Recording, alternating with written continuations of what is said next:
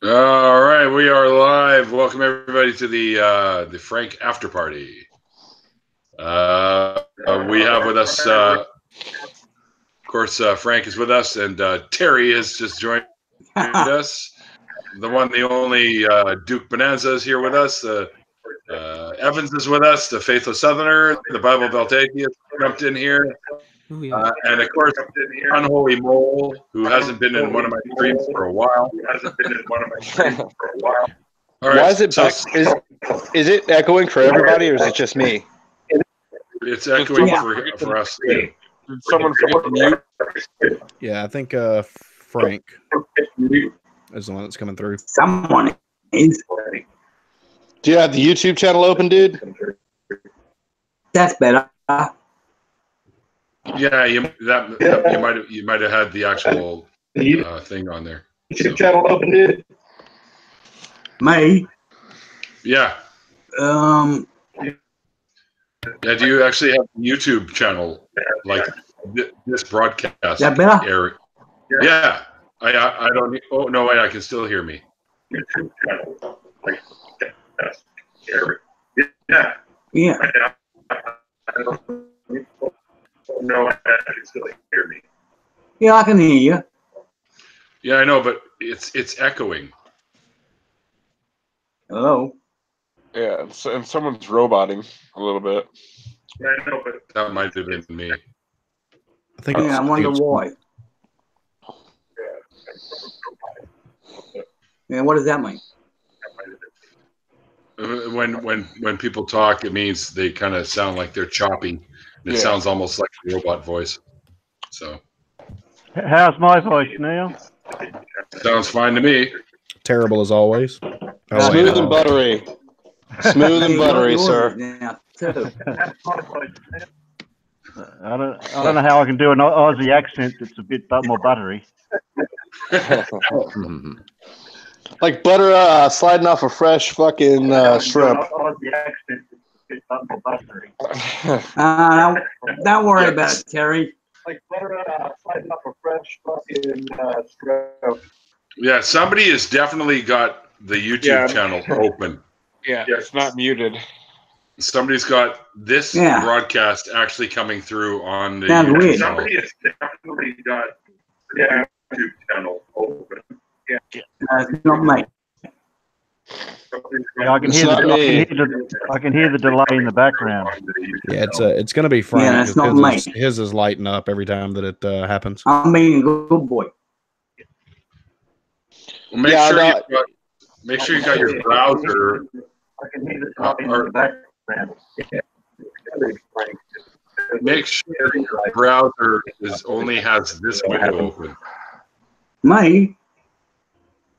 Yeah. Like, Do you have? I don't have YouTube open.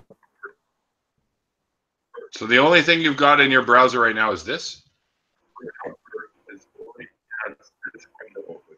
That's really weird. Listen.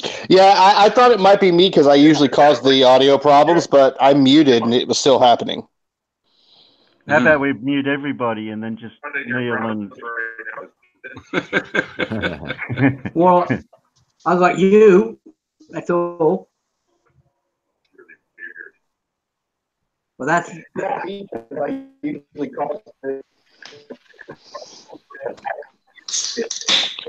Technical difficulties. Paul Gilbert wrote a song about this.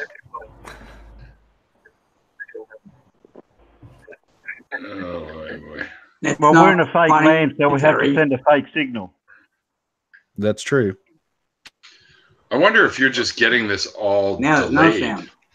I think that's what's going on, and then it's coming back through with no headphones. It's probably playing through his speakers and then reverbing back through his mic Yeah. That's fine. at a hell of a delay. Yeah. Could be. Yeah. Have you got a Do that. headphone? You got a headphone bud or an earbud that you can plug into the computer?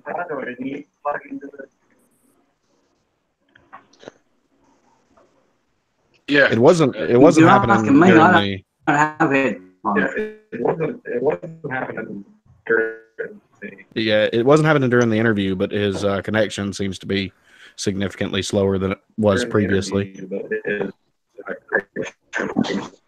You can always jump off and then jump back on again just to see if it resets. Yeah, that's what I'm thinking. Yeah, jump out for a second and jump right back in. Jump off and then jump back on again. Yeah, that's what I'm thinking. Give it a few seconds to reset. Yeah, Terry, or not Terry, Frank. That was definitely echoing. This is funny. Okay. Okay, Frank, jump out of the conversation and then jump back in, like re-click the link again. Yeah, okay. Yeah, not literally jump, like technology. Okay. No, literally jump, please. Don't listen to Terry. Jump. Hey, Mo, you there? Yes, sir, I am. I was noticing you said something about your guitar strings are giving you trouble. I was just saying I need new strings. I think they'll give me tetanus if I play it. You know, I know it's crazy. It sounds crazy, but you know, you can take your strings off your guitar if you don't have any handy. Put them in a pot of boiling water and boil them for 15 minutes or 5 minutes or 10 minutes or whatever. It'll boil off all the oxidation and all the nastiness, and they'll be not like new strings, but they'll be like renewed. I know, but they sound real tinny when you do that. It makes the tone really funky sounding. Oh, okay. I've never had that problem. Oh, Nadine said, asked me to tell you, Neil. I know, I just saw it. Oh, okay. Could be feedback in the system. Sorry. I'm a slacker. Well, I went out and came back in. Yeah, it doesn't seem to be as bad now. I don't know what happened. It could have just been some weird glitch. Who knows? But you're with us now. It's back. It's still doing it for me. Frank, do you have Hey, Frank, do you have a set of headphones? It's still doing it for me. Yeah. Frank, do you have a set of me? I'll have a look and see if I can find doors. I'll see what happens. I'll be right back. Okay. Sure. Mute yourself before you go. Oh, too late. Fuck. Damn it!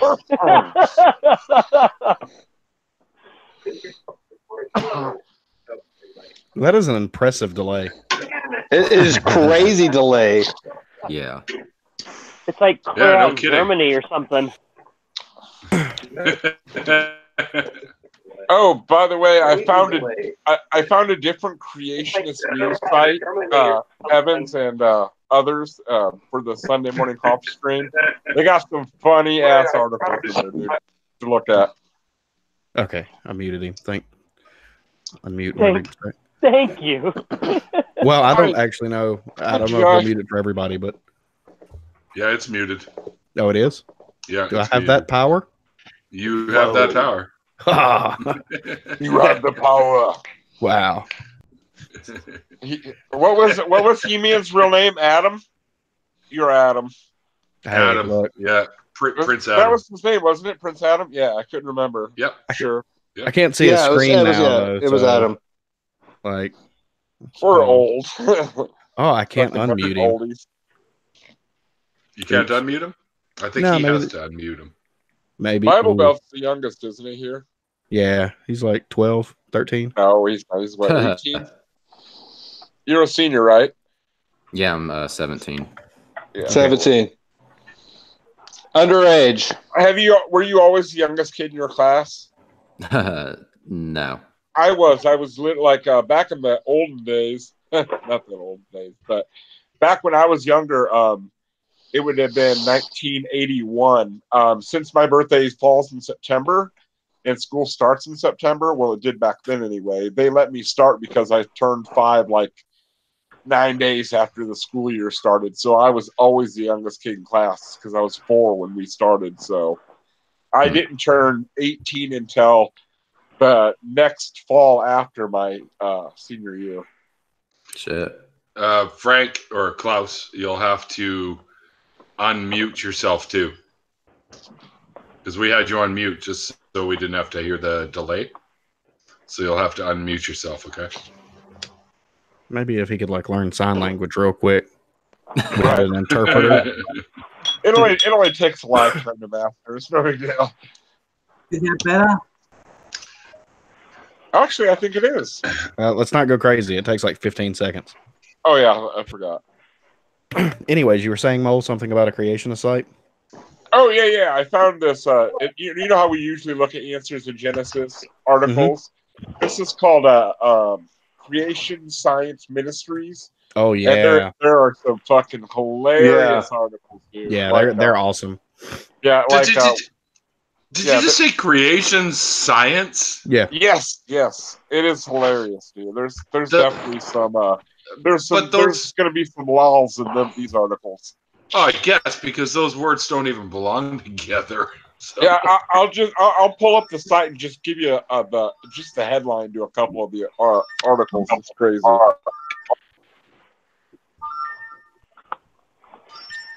Jesus Christ, my phone's just channel... I got like 12 text messages in like 2 seconds. Jeez, that's weird. I'm pretty sure Purple... Is that better? Just to answer your question. Yeah, but can you hear us now? Yeah, Apparently not. I can hear you. Oh, okay. Just a bit of a delay. All good. All right, excellent. All right, we're good. We don't hear ourselves anymore coming through your speakers, so that's good. Not for me. I always like hearing myself. Yeah, well, yeah. Yes, we know do. that. It's totally not surprising. All right, here's a few of the names of the articles. One of them is, can evolutionists use celebrities to brainwash the public? Submission to scripture, the key to understanding our worth. The problem with science is that it's so much of it simply isn't. So there's saying that science are a bunch of liars. Oh, this is a good one. Bodily functions and blue eyes in the pre-fall world. They think that the fucking fall of man is what caused people to shit. Like literally, they think that pre-fall, like no one pooped, there was no blue eyes, no one, nothing. Are you fucking kidding me? No human problems. Yeah, I thought that was pretty interesting. No, that's actually a logical inference you could make. Yeah, I agree. From a pre-fall world, we were perfect, so there would have been no need for waste. So does that mean we can blame the women? Well, see, the thing about it is then you get into the problem. Well, did we come pre-installed with means with which to expel waste? Did Adam have nipples? Yeah, like I mean, did after the fall, did God like make him bend over and give him a butthole or something? Yeah, I mean, all right, dude. He's like, I'm sorry, spot up there. I got to do this. Yeah. Yeah. We need a way to we need a way to access the prostate. Mm-hmm. Right. Are you trying to say we're all full of shit? Exactly. Yes. Yes. I guess they didn't eat either because what would you do with the food? No, well, you would burn it efficiently. Yeah, so your body would. Our metabolism would take care of it completely. The metabolism would be perfectly. Kind of like Kim Jong-un. Right. So if you think about it, right? Sorry, guys. If you think about it, if you're perfect and the food's perfect, then you're going to eat the food. Well, no, but I mean, like if you're perfect and the food's perfect, you eat the food. There's no waste. Your body metabolizes everything perfectly. The food is perfect. There's no curse. I mean, it's stupid. It's stupid, and it's not true. But logically, it follows that there would be no. You can't prove it didn't happen. Right. So there'd be no need for doo-doo. You're saying that Adam and Eve were like Kim Jong-un, then? Yes. They also wrote numerous books and philosophies too. Yeah, and they liked basketball. They liked basketball. Oh, right on. Yeah. Did you get some headphones? Man, you made them put them on your head. They tend to work better that way.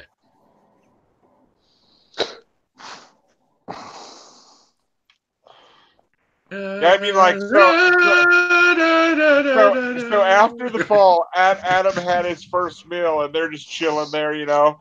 They're probably sitting there commiserating, bitching about their situation, like, man, Eve, this fucking sucks, man. And all of a sudden, he's like, I got It's this feeling. And he's like, is there something coming out of my butt? What's coming out of my butt? It just got worse. It just got so much worse. She's like, there's a stinky snake coming out of your butt, Adam. I don't know what it is. This is not where I expected this conversation to wind up at.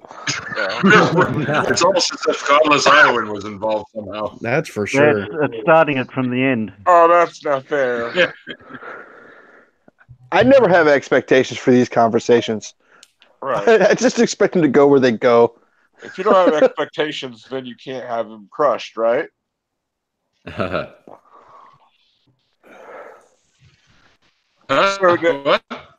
So did you enjoy your little break from YouTube and have a good holiday, Neil? I did, yes, actually. Awesome. You guys wrote it. Oh, I'm sorry. Go ahead. I got together with my family, like my biological family, because my biological dad came down from Summerland, which is in the interior here, about 4.5 hours away, and he came down and we got together. And they actually had, we actually got like about 20 minutes worth of snow. 4.5 hours north of you? Yeah, yeah. So, and they call it Summerland. They call it Summerland, yeah. That's ironic a little bit. No, in the summer it's fucking beautiful there. Oh, is it? It's right on the Okanagan Lake, so it's fantastic. I don't know. Oh, Alaska's like that too. Like if you go to Alaska, the summertime is fucking gorgeous. Yeah, I'm not sure what causes such the bad winters in the Midwest. Like I live in Illinois, and we have horrible winters. Do you think it's the lakes that make our winters so bad, like the Great Lakes? It definitely doesn't help because, like, I know when I lived in Myrtle Beach, it's not necessarily really cold, but the closer you got to the water, the worse it got.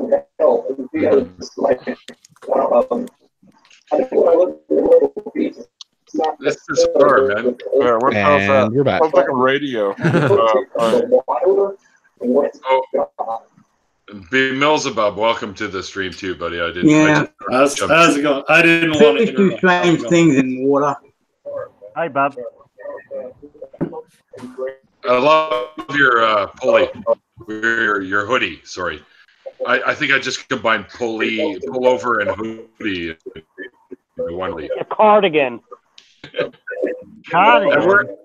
we're echoing like crazy on your channel, Frank. Like, is it just me or does Reese sound like a frustrated atheist? no, I think they get along. They sound alike. I've never. I thought that was Russ. I've known him forever. I've never heard him talk. I sound like frustrated atheist. Come on. Yeah, you do. You kind of do. I was looking at the other stream and I thought Russ had jumped in here. No, Reese is much too quiet to be Russ. That's true. See, we're not talking about volume though. We're talking about sound. He's like quiet Russ. Volume and quantity of words said. The good news is we get to hear it twice. So what did you think here? I'm sorry I missed your interview, but he's an awesome guy, isn't he? Who? GC, Godless Cranium. Oh yeah, no, Godless Cranium. He's a fucking cool dude. I was first, but awesome. He is one of the nicest guys I've ever met, dude. Wait, Bub, you interviewed Cranium? Yeah. I interviewed him a few hours ago. It was a good interview too. Yeah, the rest of you are slacking. So me, Neil, and Bub have done it. Where are the rest of you at? Yeah, I had to kind of pick up the slack because of you, Neil. I'll make content one day. I think you'll make good content, Evans. I do. Yeah, as soon as he starts making it. Well, you know. We all went through the same thing, though. That whole, I'm not gonna. No one's gonna want to watch anything I have to say. You know, I'm not gonna be good enough. You know. No, it's not that. It's just getting it all together. I mean, like I've got my flow chart here. Yeah. For my channel and Wow, you made a flow chart. oh, dude, I'm an anal retentive planner. Oh, I'm a project manager by nature. Yeah, so yeah. like, That's what I was just gonna say. I'm like, that's your job, isn't it? Is to fucking to plan things. So I'm so gonna I'm tell literally you right now, if you do this shit for your channel, you're never gonna start. I'm gonna say that right now. No. This is what I do. So I've got my first year on YouTube planned out. Essentially, there's still some tweaking to do. But so tomorrow, we're gonna have to wait a fucking year before No. comes? In my advice, I wouldn't do Probably, Neil. So tomorrow is actually devoted completely to my channel. So hopefully I'll have the first video out by tomorrow. If not, it'll be on Monday because I'll have some additional editing to do. Or my first 2 videos, rather, a channel introduction and the first actual content.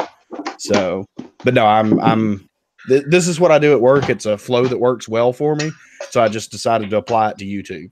Are you gonna have a what the hell's a flow chart celebration? Iowans like, oh my god, he has a fucking flow chart. Why are you guys gonna be a day behind? Every time you go to the bathroom, you've got to put down your flow. he has a hat there and everything, so he can measure it. All right, it was 90 mils. I better write that down. And distance too. Yeah, distance, velocity. My distance velocity is severely downhill since I hit 40, man. I don't know. Okay, I have to ask a question for Terry. I have a question for Terry. Okay. Terry, do I sound like frustrated atheist? I don't know. I'd have to put the 2 together and then listen to you simultaneously to see if you do. We were in the same hangout together, all 3 of us. Oh, you expect me to remember? Yeah, I do. It's similar. I don't think you sound exactly like him because Russ has a little bit of a different accent than you, but it's very similar.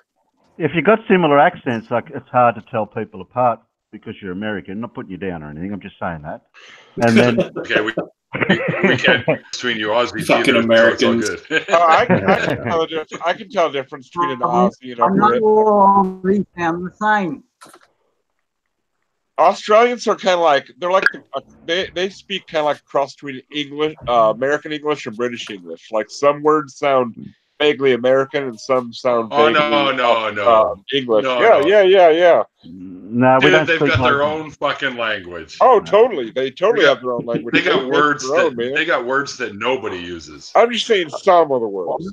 You know, I can tell the difference. I can tell the difference between Canadian and faithless. I think you're from the south. Oh, for sure. Nah, he's from Japan. Southern Japan. Yeah. Faithless character. I can hear you. Y'all. Instead of roll tide, they got roll sushi. Yeah. We can also tell it in New Zealand. What about New Zealand? No, we don't. I don't know. We don't associate with New Zealand. Yeah, their accents are their accents are fucking like they're like the Scottish version of Australia. Like I'm like, what the fuck are they saying? You know? See, I didn't even hear anything about New Zealand. I heard like Charlie Brown adult speech, followed by Bond villain. So, what the fuck? How did we get from Charlie Brown to James Bond? If you think back to childhood, that is kind of how you heard adults. Like you didn't listen; all you heard was wah, wah, wah, wah, wah, wah, Yeah. But not as bad as Tasmania. No, yeah, you're right. Tasmania's got some crazy ass accent too. Wait, Tasmania is real? Yeah, yes, Tasmania is real. Because it's down by Skeptical. water. Well, I know Tasmanian sound, right? They say, only after a wild night at the bar. Jesus Christ. You put me in the cold, cold ground, Robin. I thought Tasmania's where all the rejects go from the mainland. Oh. Of course, you're only Tasmania's everywhere. Australia doesn't exist. Shots fired. I will admit though, before the age of the internet, I thought that white trash was an American thing only, but it's fucking global, dude. It's everywhere. It's Anywhere global. there's a trailer park. Yeah. Well, hey, we used to have a simple wording for Americans that came over here back in the 70s. Yeah. They were overpaid, over something or other, and over here. When they Where's built Frank trailer from? parks. I'm He's from Australia. Sydney. They have a Australian show that's not like it's like Trailer Park Boys in some ways, but it's not at a trailer park. It's more. You're It's not from, not like you're not from Sydney, Klaus. I told you that before. Yes, I am.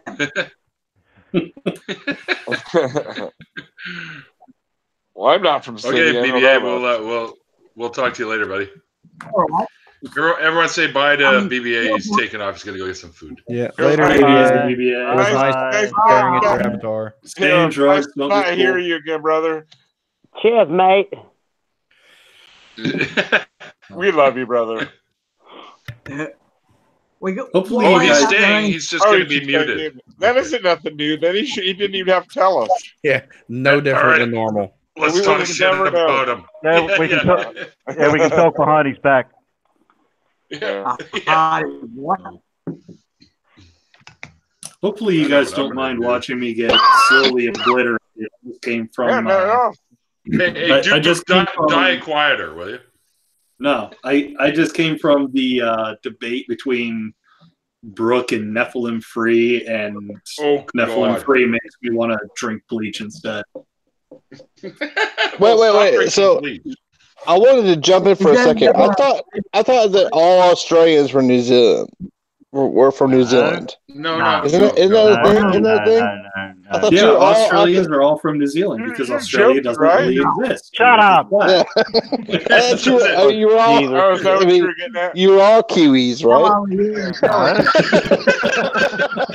You know, the ironic thing is that Kiwis are originally from China. Oh, that's You right. true. No, True. they reckon they come from islands. Yeah, well, potatoes are originally from South America, Yeah. but the Irish are known for them. So Tell me it wouldn't be awesome to walk outside and fucking Joey just go bouncing by you. Here's something I found very I think it'd interesting. be cool as shit. How did they find traces of cocaine and nicotine Yeah. in the Egyptian mummies?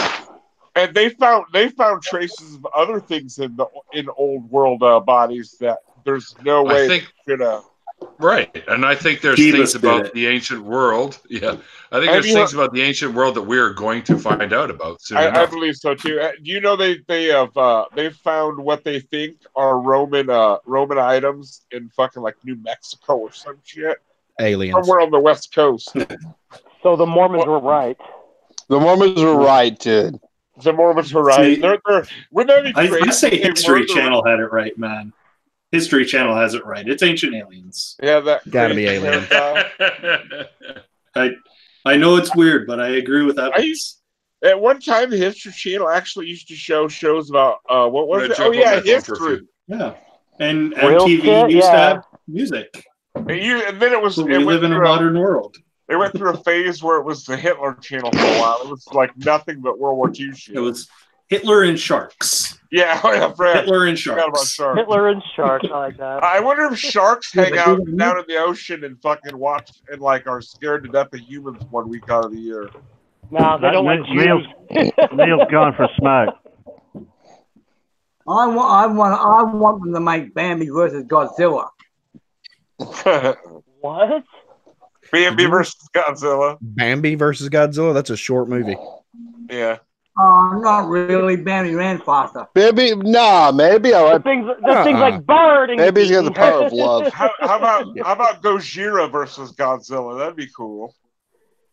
Oh wow! If we want to be, But we want to be that guy. They could kill him with metal. Bring up on Netflix. They have like Yeah. it was fucking terrible. Oh, I don't think anybody fucked anybody by that name. I have. I was gonna wonder who got there first. Me or you, dude. What I miss? God What I damn. miss? He said, Don't hey, worry he said about it. I met a Chinese girl by terrible. the name of me like you once. What? What are you doing? You like fucking loading a gun? He's in the dark there. No. Gun being loaded? It doesn't sound like that. Fucking God damn The it. less you know, Duke, the better. Yeah, it just sounded like he landed a clip.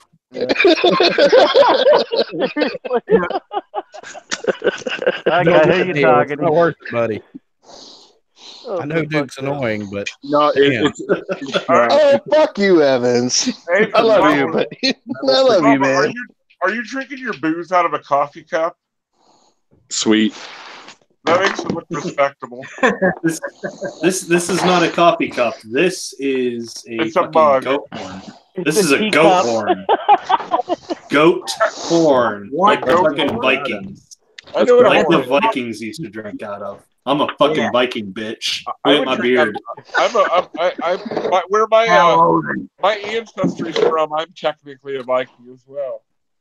I am not actually related to Vikings. I'm a German. Technically a pirate. I'm German and Irish. I'm not My Scandinavian. mummy was born and raised there, but it was northern Germany, so it's still in the No, I mean, like, yeah, I'm German too. So, like, Wotan would be my root. I'm Itai. Yeah, Wotan and Santa Claus are the same. Bet you can't I have guess an my ancestry. American. South. Of course, I haven't done anything like 23andMe, but still, I don't look Scandinavian. No, actually, my brother did. neither My do brother I. did the back history on the family. We're all Germanic I and have Welsh. I have dark hair, dark skin, hazel eyes. I don't look Germanic at all.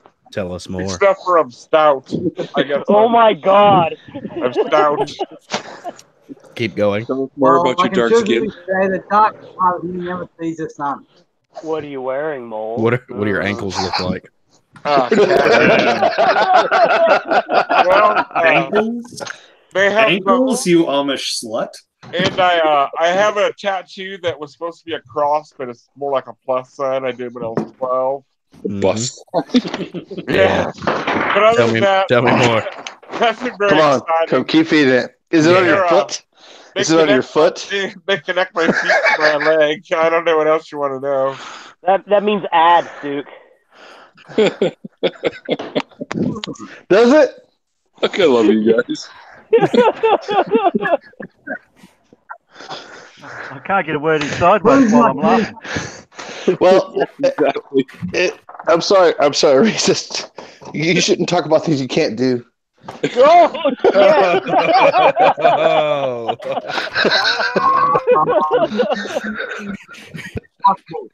Welcome to our world. Why not? That seems to be the American way these days. Ah, brutal. Yeah, I wouldn't Brutal. want to go to America, but it's a bloody long walk. I have no idea what you just said. I heard walk. I knew what some of those words mean. It's a bloody long walk. Okay. You want me to translate it into American? That might help. Man, freaking fast. Oh, You You would could walk translate 5,000 it. miles? Better yet, for Evans, you should translate it into fucking North Alabama. Yeah. No, not North Alabama. South Alabama. We got a different dialect down here. Roll Tide, praise Translate- Jesus. Roll Tide. Translate to American English for me, and someone else will translate it to Southern English for Evans.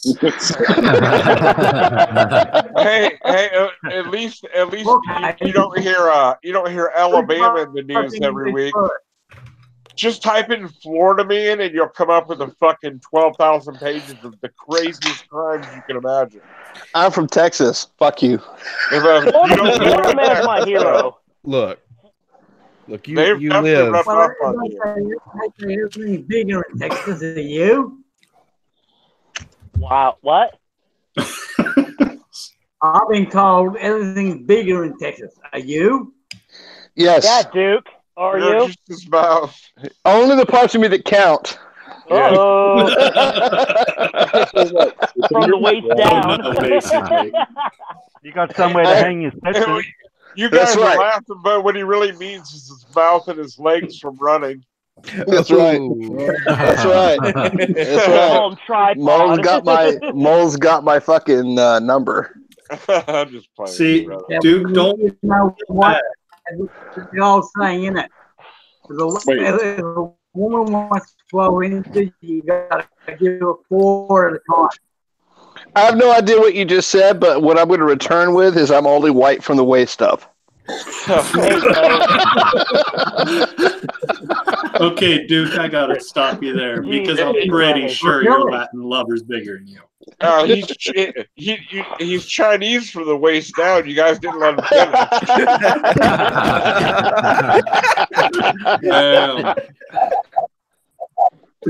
Dude, you leave my Latin lover Jesus out of this. It's not my fault he has caramel eyes and nice dark skin. What the shit? Don't do that. I'm curious, Duke. Have you gotten over your Latin lover fucking around on you, my friend? No, man. He's been messing around a lot. He has. He gets loose. What can I say, man? The ketamine, dude. The ketamine. The ketamine takes you there, man. It's that I can't be mad at him. Bro. Latin machismo, man. You're right back. Dude, as long as I get that sweet, sweet booty, I'm cool. Hey, Jesus Wait a was minute. in me at so, one point in so time. what you're saying is Jesus is a bottom? He's a gardener. He's a bottom. He's totally a bottom. Cool boy. I never catch. I always pitch, dude. I mean, what the Wow. Demonetized. Wow. Today, and Neil will never get monetized. I don't think I ever will be monetized. Not on this channel, anyways. Not as No, long as you're an idiot. Hey, so I wonder if Britain, instead of saying pitcher and catcher, they say like bowler and whatever the equivalent of catcher is there. I don't even think they have one. Hey, There's you're- gotta be some I don't equivalent. understand lacrosse. It's not lacrosse. I'm I talking about don't fucking know what English sport you're talking about. Cricket. thrower and tackler. Was that Bon Jovi beer? Woo, nice. Iron Jack. No, Iron Jack. What about Bon Jovi beer? I also was Bon Jovi that I clicked on it and it said Iron Jack. There. if you drink it, you want it, dead or alive. I was part of the way there. Okay, stop that. On a prayer. Yeah, I will. No problem. I don't live on prayers. I'm the singer here. Yeah, I'm you not are. a singer. Trust Yes, me. you I'll are. stick to playing bass. Yeah. Well, I could use another bass player. We should have a. I'm only Neil, a few thousand miles away. Yeah, only a few. Neil, we should have a sing off someday at a karaoke. And I have a Oh, record yeah, machine let's that do- probably won't let me in. Is there anybody here old enough to remember Spade? Here's Dude, even dude. better. Let's all talk at the same time. Yeah, it's fun. Duke, the problem with that is there's no gay bars up there in Canada. Yeah, there are. There's gay people everywhere. Especially here in Vancouver, man. I've been to a few of them. They're actually a lot of fun If here. we had a flow chart, then everything would be better. Oh, Neil, my hopes for you just increased. God. I'm sorry. I'm a terrible person. I'm an awful You are a person. terrible person. And which one's gay? The one that receives or the one that gives? Both. I mean, being 2018 and all, is the South still overtly homophobic Yes. and outwardly Yes. as well?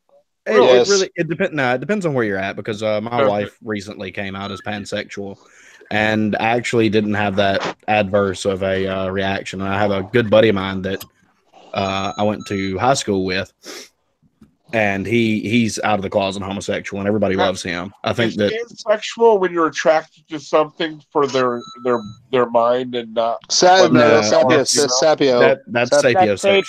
Sapiosexual. So pansexual would be that you are attracted to someone no matter their biological sex or gender expression.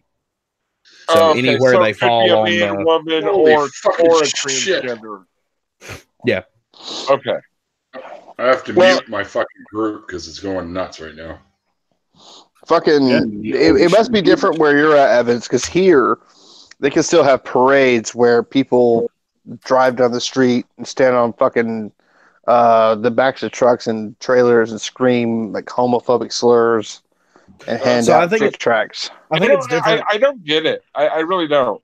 I mean, like, no gay person has ever tried to convert me. But fucking every religious person I've ever met wanted me to fucking know about Jesus. So I think it's no gay guy's ever been like, "You sure you don't want to feel what it's like to have a dick in your mouth?" You know, it's never happened.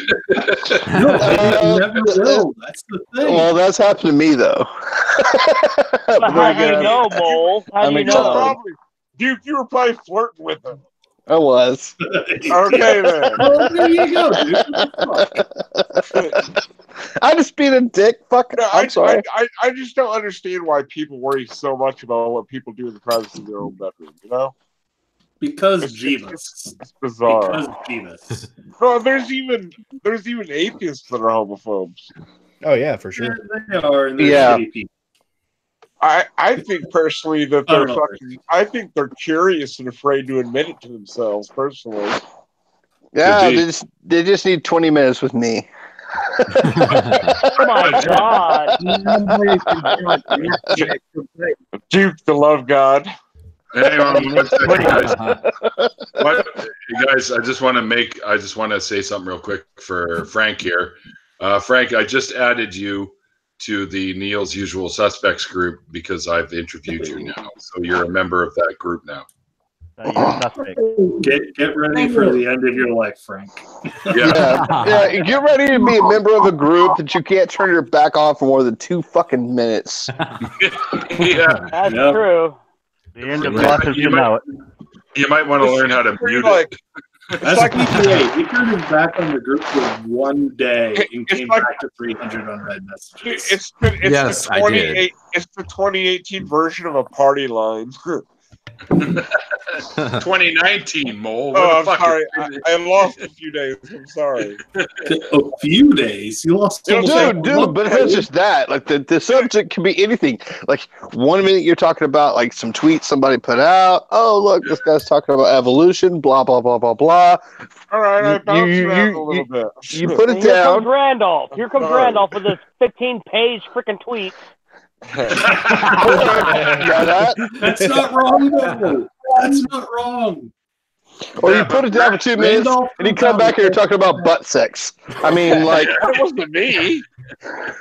There's no way of knowing. Like the Neil's Usual Suspect is like a fucking Pandora's box. Only you open it like 10 times a day. You don't just open it once and let the evil out. You go in there like fucking 10 times a day and you open it and you're like, what the fuck is this? The only thing you leave it open to shut you people up. 215 messages later, and I'm like, what the fuck are they talking about? Yeah, the only thing that you can count on being consistent in Neil's Usual Suspects is BBA dropping in every couple of days saying, "Oh my God, guys, 600 messages." Coming again. How many things are you using? Reese, are you in my group? What? Reese, are you in my group? Yeah, he is. Yeah. Okay. None of us know why, but he's there. I'm there. I just don't talk much. I hate Twitter. I hate Twitter so bad. Oh, okay. I like Twitter better than Facebook. Facebook can suck a dick. In a bad way. In a bad way for those that like to suck a dick. Exactly. Reese is secretly Russ. Anymore. Yeah, I'm beginning to think so. I think he's secretly Russ. The Fuck you. I think that's what he's been trying this whole time. I mean, I've been trying to fuck Duke for a long time. Oh damn! Oh, doesn't seem that hard. To be honest. It's really not that hard, dude. Like, you don't even have to try. Just show up. Just show up with a bottle of wine, and it's gonna happen. Shit's going down. little Barry White. You like Barry White, baby. We're gonna get down. Or maybe a little bit of Apex Twin. It depends on where we're going. You know, I think I view the entire thing as like Reese getting a fucking ball gag in his mouth, but it's okay. Oh my god! That "oh my god" sounded just like Russ's, by the way.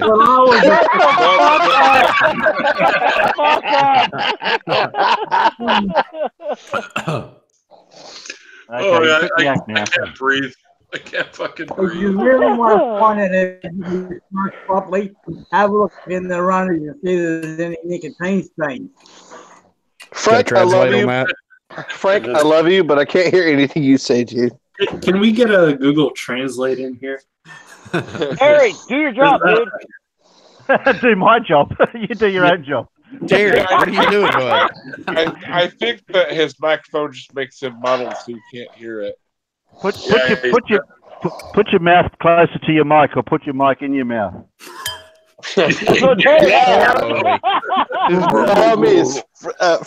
your mic, please, Mike, put your Frank, put your mic in your mouth. Put your mic in your mouth. By all means, we haven't gotten kinky enough yet. Let's take it to the next level. Real slow, dude. No, you want to know what's real fucking bad? You want to know what's real fucking bad with ASMR, man? I was on Pornhub the other day. I was on Pornhub the other day for reasons that you people don't need to know. Research, guys. Research. Yes, for research. But I'm a very thorough researcher as well. I was on Pornhub to masturbate. So what's going on with you? I get on there to debate people in the comments. Yeah, I just wanted to know what I thought about it.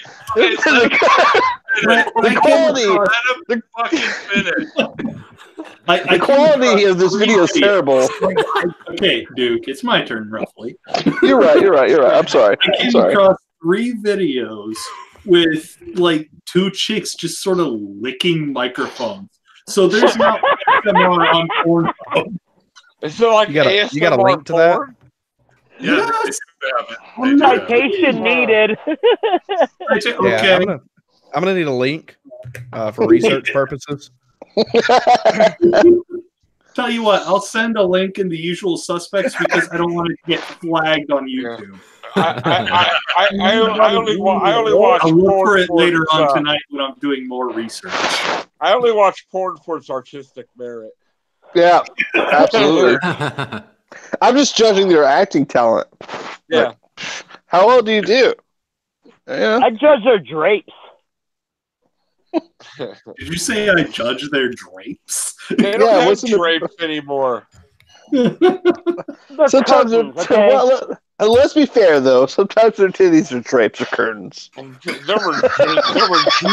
not drapes. Well,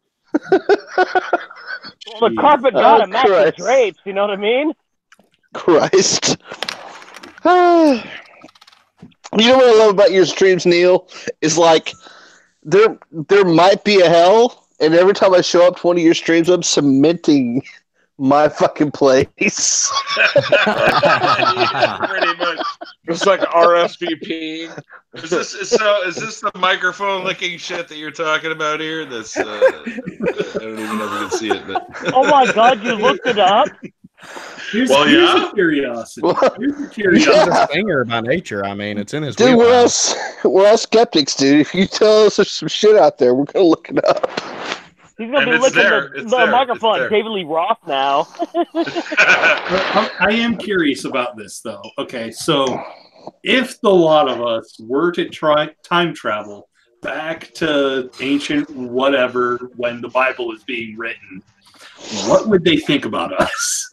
I think that this shit keeps me up at night. Well, we wouldn't make it very far before we were caught. We wouldn't be able to fit in at all. We would stick out like sore thumb. Well, fuck, we wouldn't even be speaking the same language for fuck's sake. Not only that, but I bet our mannerisms would be totally Okay, different. let's assume we have an artist and it's got an auto language translator. Okay. So we have a babblefish, right? All right. So we have a babblefish, right? We have a babblefish in our ear. We can understand what they're saying. They can understand what we're saying. We go back in time. King. We would be burned at the fucking stake. That's burned alive. We would be killed almost immediately. Or smashed or hung or we'd die in some horrible. Wait, are you looking at Pornhub right now, Neil? No, not at the moment. No, like a minute ago. Well, I am. I'll wait till do any of you guys watch Skelligrim? Nope. No. He does videos on like medieval swords and sword play and stuff like that. You mean Shadowversity? It's sort of like that, but a little different. Shad's better. He has a video about what it would be like for someone to go back into the Middle Ages, and he thought about the Middle Ages. Isn't what I'm talking about. How many movies have they done like that, like a Yankee in King Arthur's Court? Right. Yeah. Right. Yeah, but King Arthur's Court.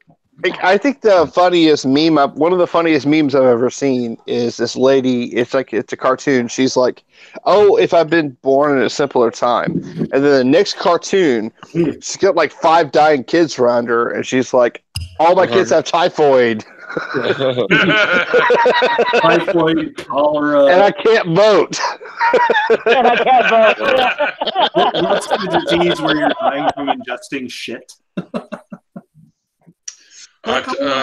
No, that's cholera. I think cholera comes from sewage. Oh, they had all kinds of stuff. Cholera, tuberculosis, dysentery, diphtheria, you name it. They had all kinds of shit. It's fucking smallpox. Yeah. There you go. I read a book called Love in the Time of Cholera. Why? Which was it was a Nobel Prize winning book. I went through this phase where I just read things that were like fucking smarmy. Smart, like smart people read them.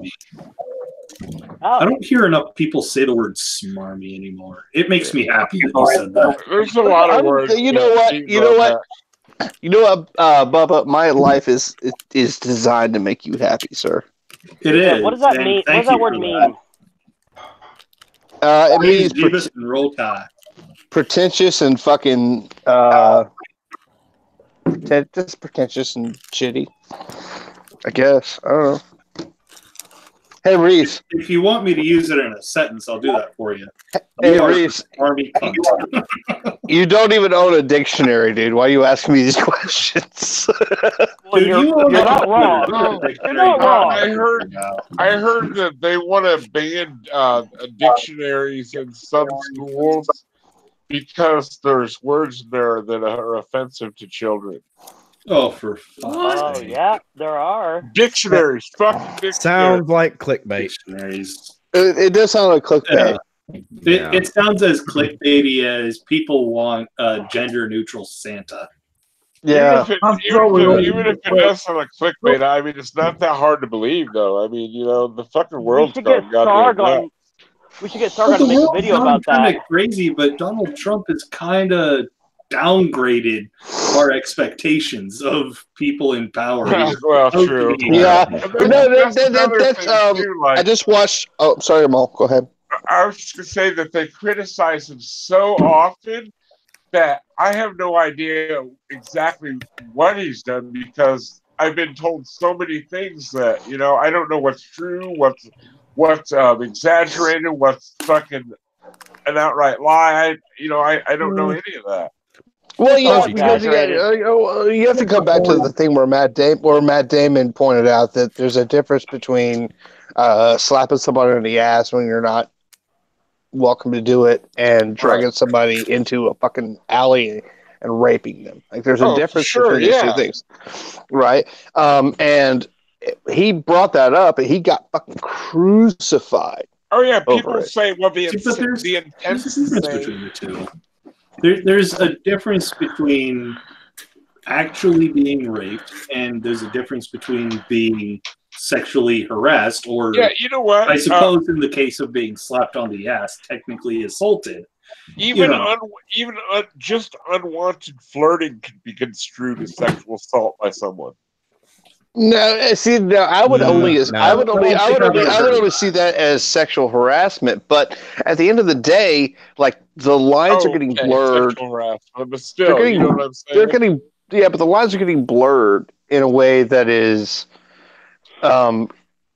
it's concerning. But I don't think that's the majority of people. I think there's a very small fucking set of people that see things that way. I think, and I just think they're just really loud. People's oversensitivity is ruining social interactions among humans. You know what I mean? But I think that's just on. I think that's mostly just online, because whereas I can get fucking hammered online for some shit, I can talk honestly with people in my private life, and that doesn't happen. You're right, because I mean, you don't see. I live in a smaller town, so I mean, we don't have all this, crazy shit happen, like fucking Antifa and fucking, protesters or anything like that. But well, I live in a really small town too, right? So I work. Like 50,000 people where I live. So I work with like some very, very hardcore Christians, and one of my friends outed me without asking my permission. First, dude, you don't know people. But I do live in a town that fucking. We all know you're gay, Duke. Shut up, Reese. Listen. I'll throw you the dick later. Don't fucking. And Ozzy's gonna get that big American penis. Oh wait. But to finish my point, I was outed as an atheist, and I was outed for saying terrible things. Like I said that I want to fuck Jesus in the hands, and I want to make fucking. I want to make fucking a two-way fucking sex doll where there's prayer hands you can fuck, and then you can like take them apart and fuck the nail holes, right? So that's your gardener, right? Yes, sir. It's my gardener. Listen, he's in my basement. He's in my basement, but we're not going to talk about that for the moment, okay? That might be incriminating. My friend told somebody I worked with that I did that without asking, and the person she told is deeply Christian and deeply religious, and this person literally said, "I don't care." They frowned. They said, "I don't." They just said, "I don't care." Like, I know Duke. He's a good guy. I don't give a shit like what he says online. I don't give a shit. You know what I'm saying? So like, my point is that I think that the vast majority of people are way more reasonable than we think they are, and that we're basing our fucking opinions on extreme fucking people on both the right and the left. On a select few fucking people on the right and the left that are fucking loud and obnoxious and stupid. I had something funny happen today. I had a discussion with this religious gentleman about he brought up the whole faith without works is dead thing.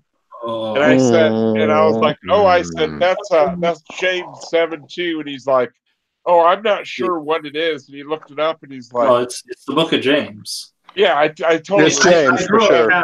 So James I was 7:2. one of those ones that said works need to go along with faith. No, but then he was like, terrible. he was like fucking so super surprised that an atheist actually knew what fucking book and verse it was. Are you serious? Oh my god. I mean, why do you think we became atheists? Because we read this fucking book. Yeah, we became. Yeah. Okay. Some of us did. I mean, some of us became atheists because of that. Holy scriptures. Some of us were fed fucking bullshit all of our lives, and then one day we said, "Wait a minute, Well, I mean, wait! 9 million species of animals on a fucking boat. Right. 2 by 2 is 7 by fucking 7. That's fucking 9 impossible. million. Yeah, that's 9 million. that's like just the Beatles. I was excluding the fucking insects. I was excluding the insects, Neil. Well, Thanks. Here's Thanks. the thing, right? Here's the thing, right? You're handsome. Here's the thing, right? I said this, Neil, you'll possibly remember. When you interviewed me, I said that I was studying to learn more about my God and prove that it existed, and failed in a miserable fashion. And here I am. Suddenly, I'm a giant fucking atheist. Yeah, that's true, but that's not everybody, because I didn't do that. That's not what happened with me at all. I've always been an atheist. I've never been religious, ever. Okay, so you're the first person I interviewed, because I interviewed you before Wonder Lady. I didn't know any atheist arguments when I became an atheist. At all. Like, I had nobody. The only person I knew about was I was a big fan of Penn and Teller because I liked their show Bullshit, and I knew they were atheists, so I went to fucking YouTube and I watched Penn Jillette talk about atheism. Up until then, I had no idea, but I was already an atheist by the time I came to that. But I didn't have any moment where I read the Bible and it made me an atheist. Now when I read the Bible, I find it ridiculous. But at the time, it was totally fucking made sense to me. I was an uneducated atheist, but then once I got a little older, I wanted to know more about, religion and all things, and that just reinforced my atheism. And then also I was, I understood it more, and I had a better reason for being an atheist. Yeah, I was kind of the same way. I didn't really know shit, and then after a little while of doing research, I had 3 people that I watched on YouTube that helped me educate myself more on atheism. I'm going to go on by whatever you guys say. I still watch Christian sermons and shit all the time. And why? Just to kind of, I don't know, fucking pretty much to sneer at them and get a laugh. I still listen to Christian music. I actually still listen to Christian music all the time. I like bluegrass gospel. I don't know why, but I just do. Some gospel's actually pretty cool. Some gospels some of the voices that these people have are just incredible. Unfortunately, I'm a musician, and good music is good music. Yeah, I feel the same way. I feel the same way. I've got a couple of bands from my Christian days that I still listen to, based on the fact that I like them. It connects me to a fucking better time, for me. It connects me to something a time when I had connection with people. A lot of people, and it was important to me. Music's a very strong emotional mover for me. I remember, I associate a lot of things with music. I love music. But I can't just listen to a song and listen to it like a normal person does. I deconstruct it, what's the time signature, what key are they playing I do that too sometimes. What are they doing in this bridge, that outro's crazy, stuff like that. Did you just switch to 7 fucking 4 times? Yeah. What's going on here? Yeah, so I don't know, but I don't know, I love music. Yeah, I listen to the same song. I listen to the same song a bunch of times and deconstruct it. Yeah, I do all the time. I memorize songs. I'm just going to have to tell you to shut up so I can get 2 seconds to get a word in. Yeah. Get a word in. Okay. But wait, hold on. But first, I want to. I'm going to speak really slow, and that way I can take up more airtime. That sounds good to me. But anyway, I was talking. What I was going to say is on the movie, the third Back to the Future one, where the is it ZZ Top or whatever were playing that music. Uh-huh. And Michael J. Fox says, "Yeah, it's a good. It's what is it? It's got a good beat, and you can dance to it." Mm-hmm. Yeah. Okay, I'm glad I got that out. Okay. I'm glad you got that out too, because I was like, wow. That's a whole new thing. What? It's got a good beat and you can dance to it? Isn't that what music is for? Yeah. If it's in 4/4 time, you're gonna tap your foot. That's just the way it is. 4/4 time's fairly standard. Yeah, I mean 4/4 time is standard. That is the standard, yeah. But I'm just saying, if it's in 4/4, you're gonna tap your foot. Sometimes the signatures are weird to play, like reggae bass lines are fucking so weird, like that you're hitting your notes on times you would never ever like on such like the off beats. It's so weird. Yeah. You're hitting before and after the beat very regularly. It's weird. You're right. It is a weird time signature. You're playing on the off beats and shit. You're not mixing it. I don't know. But it works. It works. Well, you can dance to it when you're stoned. That sort of music, so that's okay. Yeah, but it's easy to fall into it because there's such groove to it. Yeah, it's such a groove to it. You can fall into it, and you can just kind of actually find your place. A fucking bass player that's really underrated. That was Green Funk's bass player, man. Like when I learned how to play Closer to Home, that was one of the most fucking Green Funk. Closer to Home. That song has by Green Funk Railroad. Yeah. That song has so many different bass parts in it, dude. It's crazy. The kid from Queen too. I can't remember his name right now, but the kid from Queen is fucking phenomenal for he's like my bass player because he doesn't fucking overthink it. He doesn't underthink it. The bass line is always perfect. I have a lot of bass players I like. You know what? I mean, this might sound funny, but AC/DC's bass player, that guy has the most fucking uncanny sense of time there is. Wait, I heard a girl. So does their drummer. Yeah, their rhythm section is so fucking tight. It's really fucking tight, dude. It's very fucking it's spot on. Yeah. What were you saying, Reese? Nothing. You were talking. Were you going to say you were a juggalo? Yeah, I am. Okay, good. Yourself, Duke? I've partied with the Cottonmouth Kings before. Hey, KMK is pretty cool. Yeah, I've seen them like 4 times in concert. Cool. Well, tell us about how. Tell us all about it, man. That's good. No, I smoked pot and listened to a bunch of white dudes rap about pot. That's about it, man. I'm trying to fuck you, Mole. I'm now trying to remember the bass player's name. From what? From Grand Funk Railroad. Oh, Grand Funk, fuck. Damn it. It's Mel something. I can't remember his last name. It's Mel something. No, yeah, but Duke, in all honesty, let me go Google it, Neil. Mel Stature. I wish I could play. I wish I could play. That's right. That's correct. I wish I could play. All right. So fire your shots at me, Reese. Fire them. Let's hear it. So, in all honesty, with the whole Juggalo thing, okay, I was very young. I don't really follow that whole music genre that much anymore. I'm much older now. Yeah. And then, not only that, I just follow one guy in the whole group. Okay.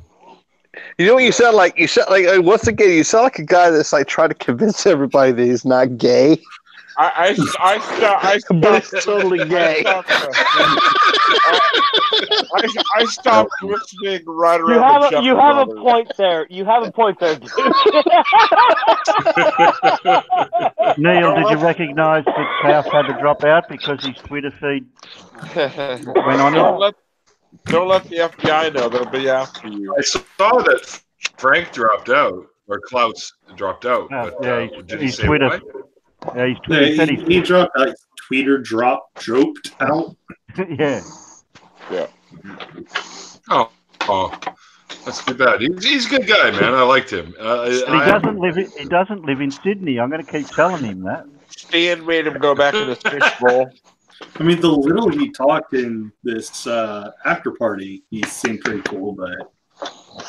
No, he's a great guy. He's been on before. He's a good dude. He's a good dude. I'll vouch for him. He's got the Duke approval. Oh, yeah. No, he said he's pissed. Is he pissed because he dropped out? Or Hey! because he... Hang on. I'm curious about the actual meaning here. Is he pissed because he's angry, or is he pissed because he's been drinking?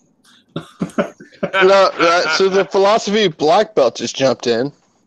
The philosophy. Who or what is the There's always a next time, Klaus. You'll be right. Red Venture just jumped in. He's going to school of Saul. It's good.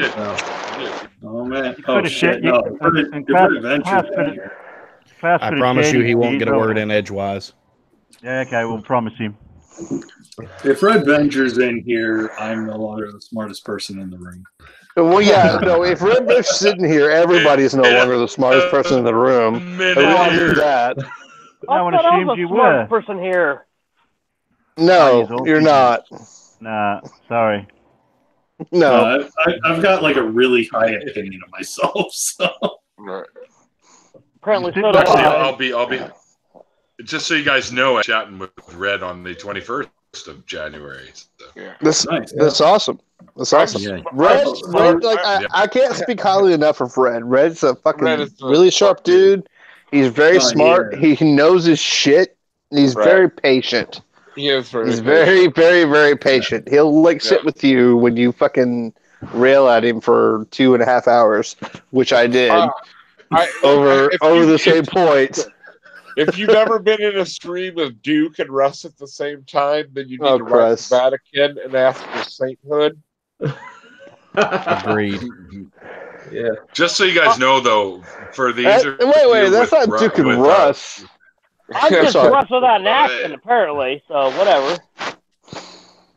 Sorry, okay. Go ahead. Just for the interview with Red. I'll only be able to do about an hour's worth of after party because it's my mom's birthday and I got to go out for dinner with her. Okay. Awesome. Oh, that's awesome, dude. No, give your mom a hug for me, dude. I wish I could hug my mom. Right on. But Russ and I don't get into it that much. It's me and Evans. No, I don't mean to get into it. I'm just saying you and him fucking talk like you make me sound like I'm quiet. Mm-hmm. Oh, incessantly. Wait. Did Evans just chime in about talking too much? And how much have I been talking tonight, Duke? Really? Yeah. Of all the people? Who hasn't been able to get a word in edgewise because of whom tonight, Duke? No, that's tonight. That's tonight, buddy. That's tonight, buddy. But we can go back. We can look back. It's fine. I have video evidence. Let's do that. The past is irrelevant. It already happened, so it's irrelevant now. See? Yeah. Water under the bridge. Terry, you got a message in the chat for you. Have I? Yep. Gotta be right back. Gotta go to the bathroom and get another drink. Is that where he keeps his drinks in the bathroom? Probably. It's like a frat house. There's beer in the frit or the fucking tub. Yeah. Oh, fuck. What have you been doing with Red? Reading these papers SJ's sending me for our discussion. I want to bang my head against the wall. You haven't lived until you woke up on a bathroom floor from the... Did you just say SJ? Yes. You did. Oh my God. You need to show yourself some self-love, Red. Stop reading that shit and start giving yourself some of this. Right. I like SJ. What? She makes terrible arguments. Dude, she is so fucking fake. She makes bad arguments. I grant, but I don't think she's a bad person. She is disingenuous as fuck, dude. She's a clickbaiter. She just wants her popularity to go up. Prove me wrong. I don't know. I've had private conversations with SJ. I don't think she's a bad person. No, she's not a bad person. She just wants to be more popular. Maybe that's true, and I don't know. But that sounds kind of like GI's opinion on modern day debates. I like him too. I actually genuinely really like the guy from Modern Day Debate. Also, hey, did you guys see that fucking Deflating Atheism did a response video to Mr. Atheist? No, I didn't. Yeah, I seen the thumbnail. I didn't watch it. It's pretty funny, dude. It's pretty funny. I ignore him. Him with every ounce of fucking. He's a coward. I would love to see Jimmy destroy him, dude. Well, the thing is, like, back in the day when the big fucking whole big thing was going down with Red Pill Religion and Heathen Hour. Yeah. Shannon wanted to have a conversation with Deflating Atheism, and I went to him on his private fucking Facebook and like said, "Hey, look, she really wants to talk to you. Why don't you just talk to her?" And he ignored me. He's a coward. That guy's a coward. I don't understand the fucking Christians on YouTube. They say that all the atheists were so immoral and fucking were liars and all this shit. And they are the most disingenuous, fucking conniving. They're horrible, dude. They're fucking horrible. Most of them, yeah. I'm not saying all, but a large portion of them. At least 85%. Right. But yeah, I saw 95%. I'd say 90. We'll go at 90. Have you guys ever heard of religion? Have makes you ever heard of good people, right? Like fuck. Have you guys ever heard of Wayne Levi Price? He's like it's kind of a really weird sect of Christianity. But anyway, every time this dude sees me in the fucking like his live stream chats, he stops his entire stream and has the whole fucking stream pray for me, dude. I'm like, oh my god, this is. I don't have, it's weird. Let me tell you, it's weird. You must be a real demon fucking apostate then, because what the hell did you do? Nothing. I'm actually kind to them because I'm not there to argue with anybody, or make fun of anybody, but I'm just there to listen. And I don't know, it's really weird. They're probably expecting me to be combative, and when I'm not, they. I don't know. Think they're going to convert me or something. Well, that being said, you guys are great. Love you all. I'm going to check out. All right. Finally. How about just leave? When you say check out, it sounds like you're going to go die. No, I'm not going to go die, but I am going to think about the universe dying and listen to really sad music. All right. Tell you what, dude. Give your Latin lover an extra thrust from me. I will. I'll thrust it, and I'll say I will say that's from Bubba. I will fucking. I swear to God. No. Let's break this down. I will pin his fucking legs back with my fucking leg and slam myself into him. And say that's from Bubba. Are we talking one slam, or are we talking a repeated number of slams? Repeated numbers of slams. I will slam myself to him, and I will repeat. I will repeat from beginning to end. This is from Bubba. You fucking cunt. I have to go, guys. Goddamn right. Give him a slap out. Later, buddy. Hey, Jerry. Later, then I'll slap and spit in his mouth. Then I'll shove my fucking thumb down his throat. It's gonna be fine. There you go. It's gonna be good. He has a safety word. He has a safety word. It's cantaloupe. If he doesn't say cantaloupe, everything's fine. No, honestly, like you guys are my sanity. You guys are the reason that I'm able to keep going, because I'm able to actually connect with people and talk. I love you all. Well, good. Have a great night. Love you too. And I look forward to the next time we get to talk again. Love you, dude. Cheers. Later, brother. Yeah, later. Later, Dookie. Peace out.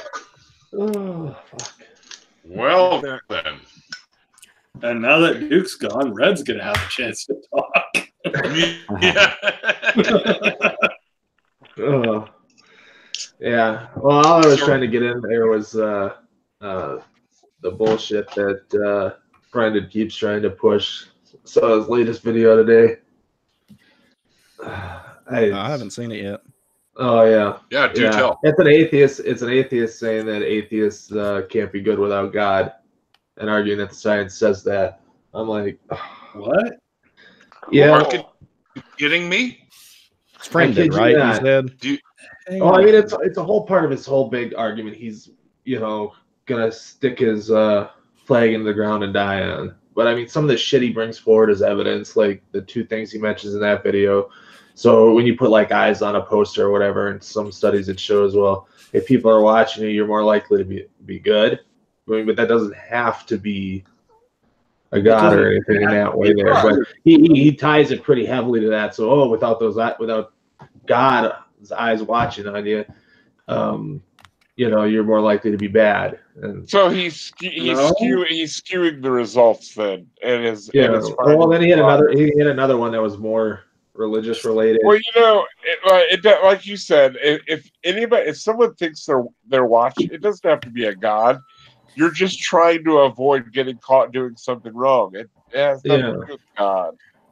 Yeah. Well, and the other one, the other study he referenced was one where they said, well, they had someone think of they had one group think of the 10 Commandments before taking a test, and the control group didn't, and the ones that thought about the 10 Commandments didn't cheat.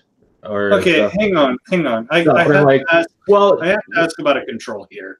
I have to ask about a control because a lot of Christians don't know what the fuck the 10 Commandments say. Well, that didn't matter. They just had to think about it. Was the only thing in the study. So Most of them couldn't name them all. I mean, the problem with that is that hey, sorry, Evans. Red, you have a question in chat. What question was that? I haven't even been paying attention to that. Who says what? I'm not seeing a question for Evans in the chat. I was talking about for Red. Adam, Friended Forever's channel. Yeah, he's an atheist. There's a big bone to pick with. He's an atheist that says atheists aren't good without God. What the fuck? What? Wait, is that Brendan? Science says that. I'm supremely confused by this. Yeah. Well, I mean, I'd have to look more into the study that he referenced with the 10 Commandment bullshit, but he seems to leave out all studies, all things that point out pretty obviously that have been known for decades about religion. I don't, when we say there's a lot of bad stuff about religion, there's stuff, and that's why 40, 50 years ago about now they designed the intrinsic extrinsic religiosity thing. And so those high in extrinsic religiosity have all the bad stuff that we bring up with religion, but he's like, no, religion, no matter what, pro-social, it's this and that, and he's like, all the anti-theists doing there because they're not looking at the evidence and stuff there. But I know Evans has read The Righteous Mind. I know Shannon has. I know Inane Dragon. A bunch of these different books and studies that he keeps citing that about the secular utility of religion. And it's like, yeah, we can read this stuff. We come to different conclusions about it than what you are, and you're, full bore into this thing. And I know the one thing is historical shit when he goes and buys all the Christianity shit is just his stuff's wrong about the development of the religion. Then wrong that we know from history, that we know from all this other stuff. But because some guy it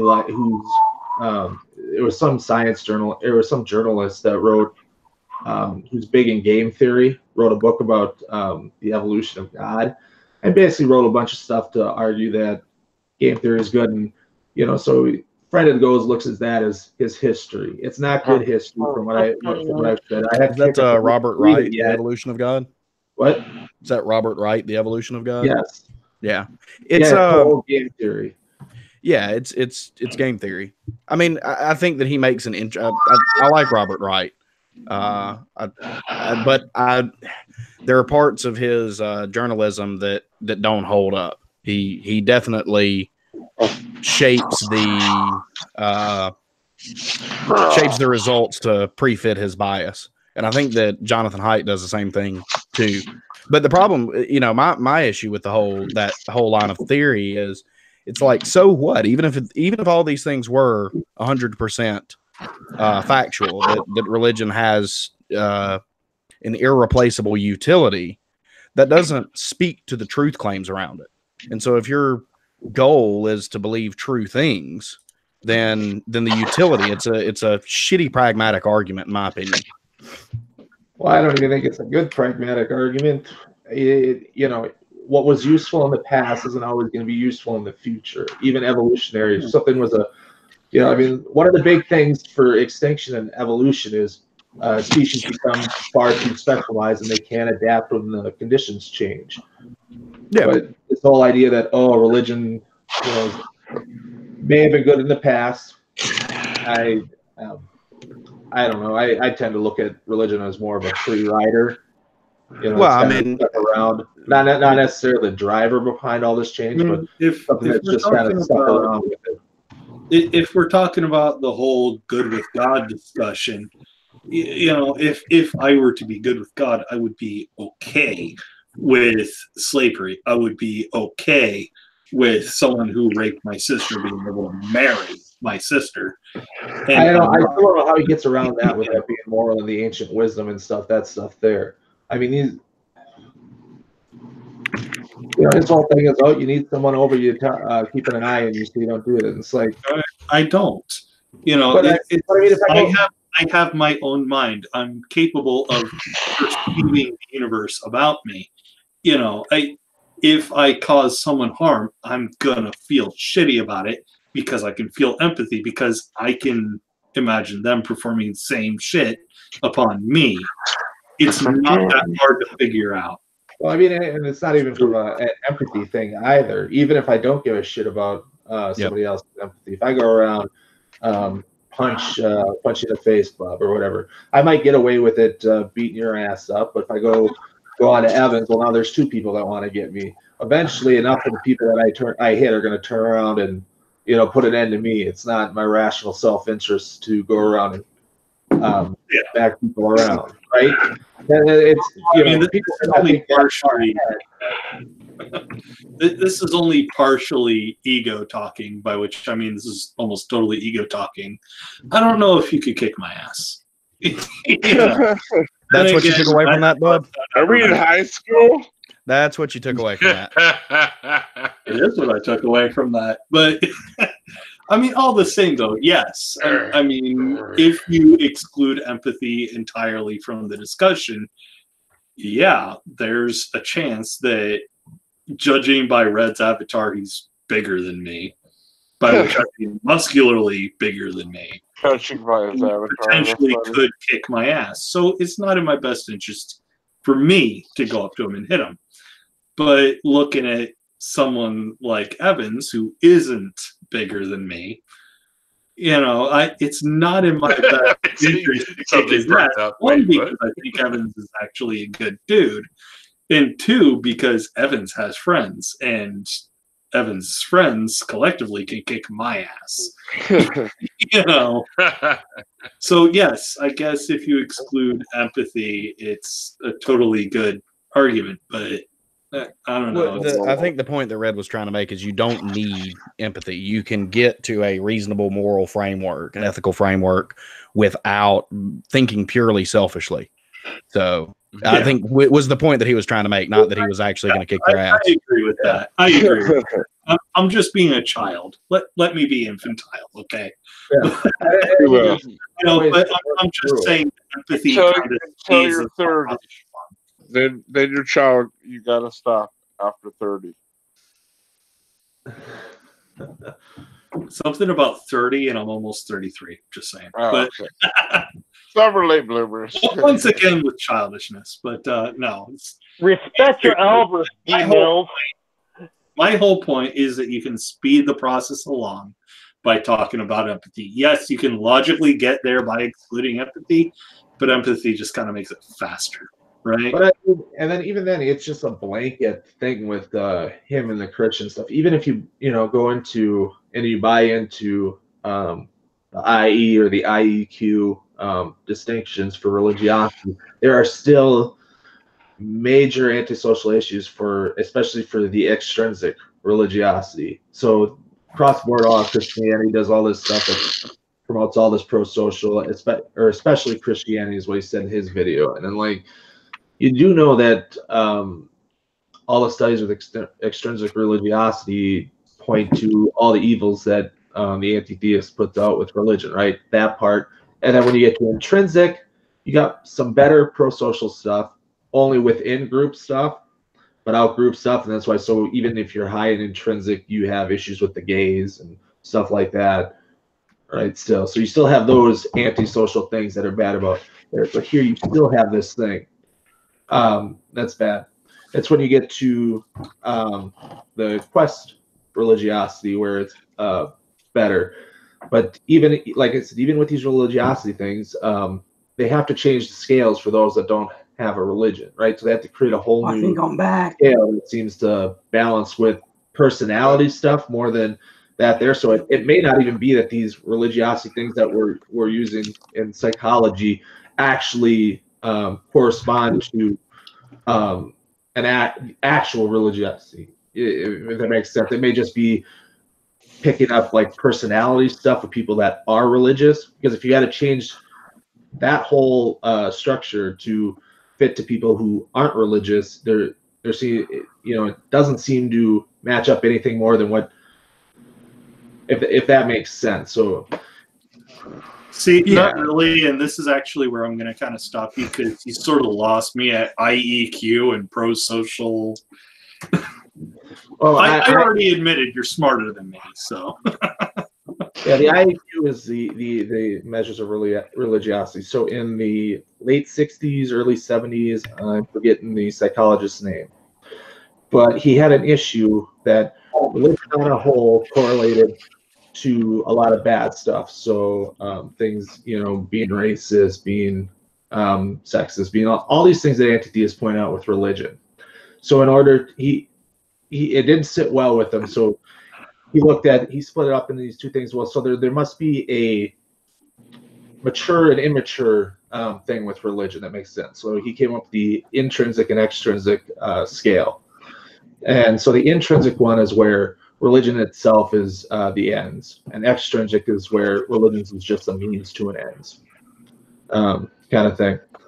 And so he made them as separate. Now eventually they're kind of on a, what's the term? Scale. I'm drawing, but I'm drawing a blank on what it is. But it's kind of a two-part thing where it's, it doesn't leave you. It's not just, you're either wholly this, intrinsic or extrinsic. It's more of a scale across there. And then they introduced this whole idea of quest religiosity, which is where it's a search for truth into religious stuff. So these would be more of your spiritual people when they leave there. So and when they track people that score high in these, they correlate with these different pro-social or antisocial behaviors. Well, I mean, here's the crazy thing, though. Like, I mean, even before this study, I'd have been like, I can't remember the name of the person, but I'd have agreed with the guy that said, good people will always do good things, evil people will always do evil, but for a good man to do that all the time. Yeah, it takes something. It's a really obvious thing, and I would have agreed with that from the start. If it helps any, the first person I heard ever say that was Dillahunty.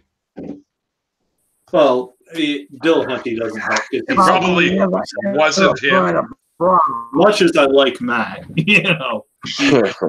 I like Matt. I really do. I like listening to him talk on the Atheist Experience. He's one of my favorites.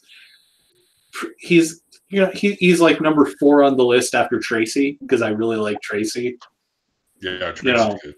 She doesn't talk enough, but I'm kind of distracting myself. But I mean, like, yeah, sure. When I was religious, I would have deflected and made excuses by saying, yeah, well, the stuff that we called evil that God did, he did blah, blah, blah, intellectual wank fest, but yeah, I ultimately would have been able to agree that for a good man to do an evil thing, that takes religion, because even at the time, I would have looked at like Islam and seen people beheading reporters who said something they didn't like and been like, yeah, that's evil. And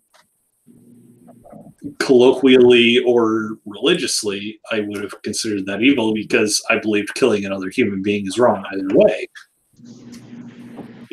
But I would have used a special pleading argument to say that the Christian version of God couldn't possibly do evil, and if he killed or commanded the killing of someone, it was good for reasons we couldn't understand yet. I've kind of gotten myself off on a really huge tangent, but still. Yeah, well, I mean, there's other issues. But what do we do with cannibals? What about cannibals? Oh, the question. I don't know. They're always putting somebody in a pot and cooking them and eating them. Yeah. I don't know. It's he gets it so wrong, and he hates arguing. Like, he would say the data wouldn't support that whole idea. And I don't know where he gets that. There was a study that was released recently that showed, if you guys are familiar with the prisoner's dilemma or the prisoner's game. No, I know what you're talking about. Yeah. The prisoner's dilemma is, I'm severely paraphrasing it because it's been a few years since I had a psychology class where we discussed this, but essentially, like, say that me, Neil, Red, and Unholy Moly were involved in like a bank heist or something. The cops are going to try to leverage the idea that I can get less time for ratting out, my co-conspirators. And, they offer that same deal to all of us, knowing full well that cops can't actually offer deals like that. But ultimately, the best thing to do is to not say shit. Because all of us can offer the same information and none of us will benefit. I'm probably explaining it wrong. It's about cooperation. So the general gist of it's about the cooperation, where people don't always do what, in instances where cooperation would work or be to benefit, people won't always do it. And so there's a reason behind it. Oh, so there was a study that came out. They did the prisoner's dilemma with Christians and atheists. So the atheists were cooperative and shared everything with across the board, right? Didn't matter, Christian, atheists, or stuff like that. But the Christians, when they knew the other people were atheists, they excluded them. They didn't work with them and stuff like that. I forget exactly what they were doing, what they were splitting up. I think it was splitting up resources or something. And so they split it up in equitable between Christians and atheists and stuff like that. And so we found something, and which holds, because the intrinsic stuff is very, very pro-social for in-group, but anti-social to the out-group stuff kind of there. So we know that just from general stuff around there. And I don't know where he's getting, there seems to be a disconnect with what we understand with the where the pro-social stuff comes from in religion, where the anti-social stuff comes from. And the disconnect between there and what he's trying to argue for and say, no, Christianity is good, this and all this other stuff for society, it just does not seem to follow, and a lot of his stuff is ahistorical. Like that Robert Wright shit was that he brought up the argument there, but like there's another argument or point I put forward a while ago when he was on, I think, one of Steve McRae's streams. Thankfully, Ocean asked it and pressed him on it. I couldn't get in. There was 10 people in. So basically, so whatever it was he was arguing, it led to the point. So if we change something and society ends, and that something's responsible for it, that's a bad thing to do. And so I put forward the argument that, well, if a society that has slavery decides to end slavery and then falls because of it, should they have never ended slavery? And he had to dance around that issue. It was like, well, the evidence doesn't seem to point to slavery being a good thing at all. Just running away from it.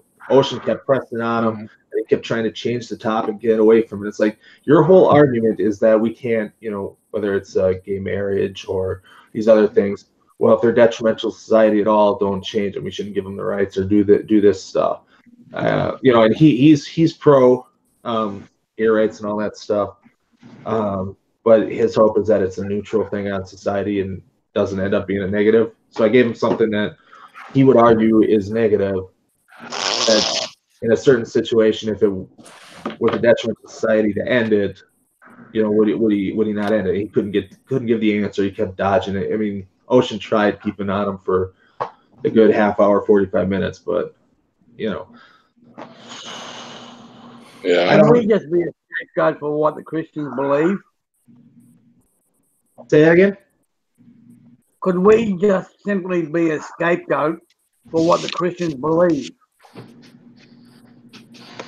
What would you be a scapegoat for? The They could blame shit on us, I think is what he means. Oh, sure. Yeah, that's what they're blaming us for what they're doing. Yeah, I think that's generally what a lot of group psychology and stuff would do, whether or not you're a Christian or an atheist or anything like that. That's something that's always going to come up. You're going to have the in group's going to be good and the out group's going to be bad. Yep. And so any out group is going to be a target. Yep. Well, I mean, like, here's the thing, right? So, what they want. Wait, say that again, Frank? Yeah, you roboted real hard. Why blame us for what they want? Tribalism. I mean, yep. Look at politics with the Republicans and Democrats, right? If you're a Republican, the Republicans, Trump and the Republicans keeping the government shut down is a good thing, and the Democrats are the bad people for doing it, right? It doesn't matter whether or not that's actually true. Nobody wants to take responsibility for their actions. No.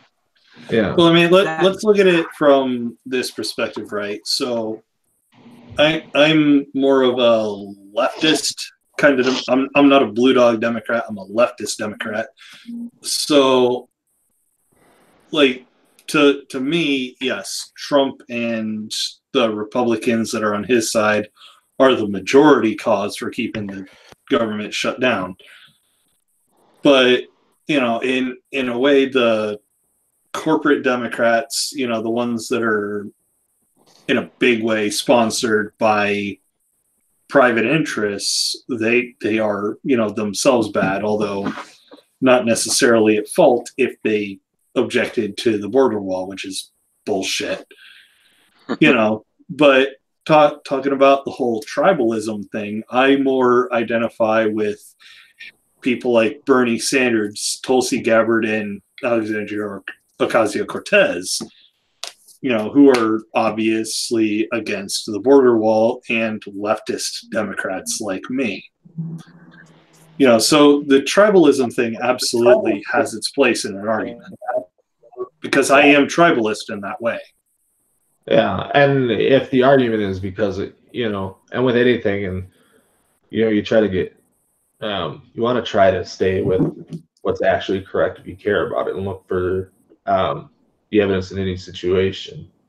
But tribalism will kind of creep into anything we do. It's just kind of a part of us.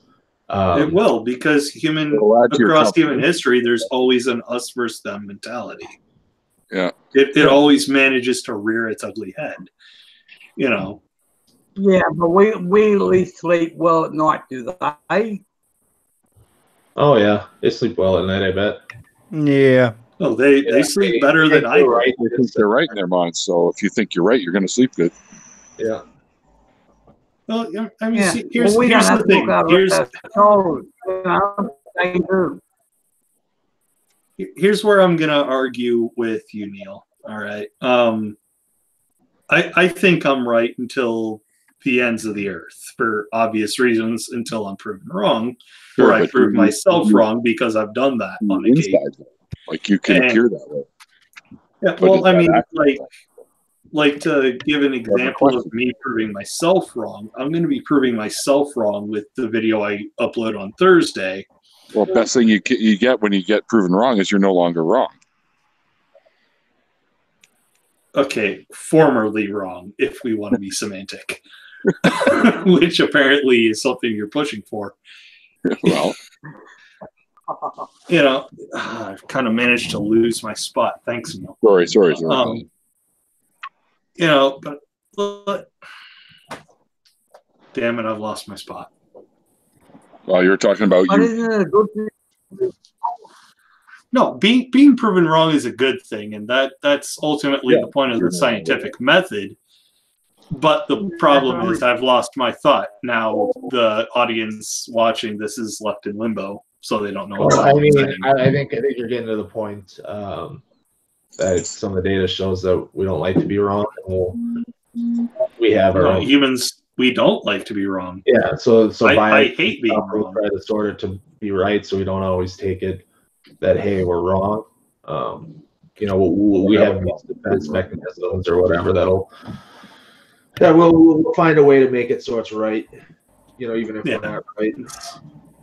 It's kind of a compartmentalization thing, too, I guess. You know, I mean, like you have a lot of scientists, not majority speaking, but you know, plurality, I guess.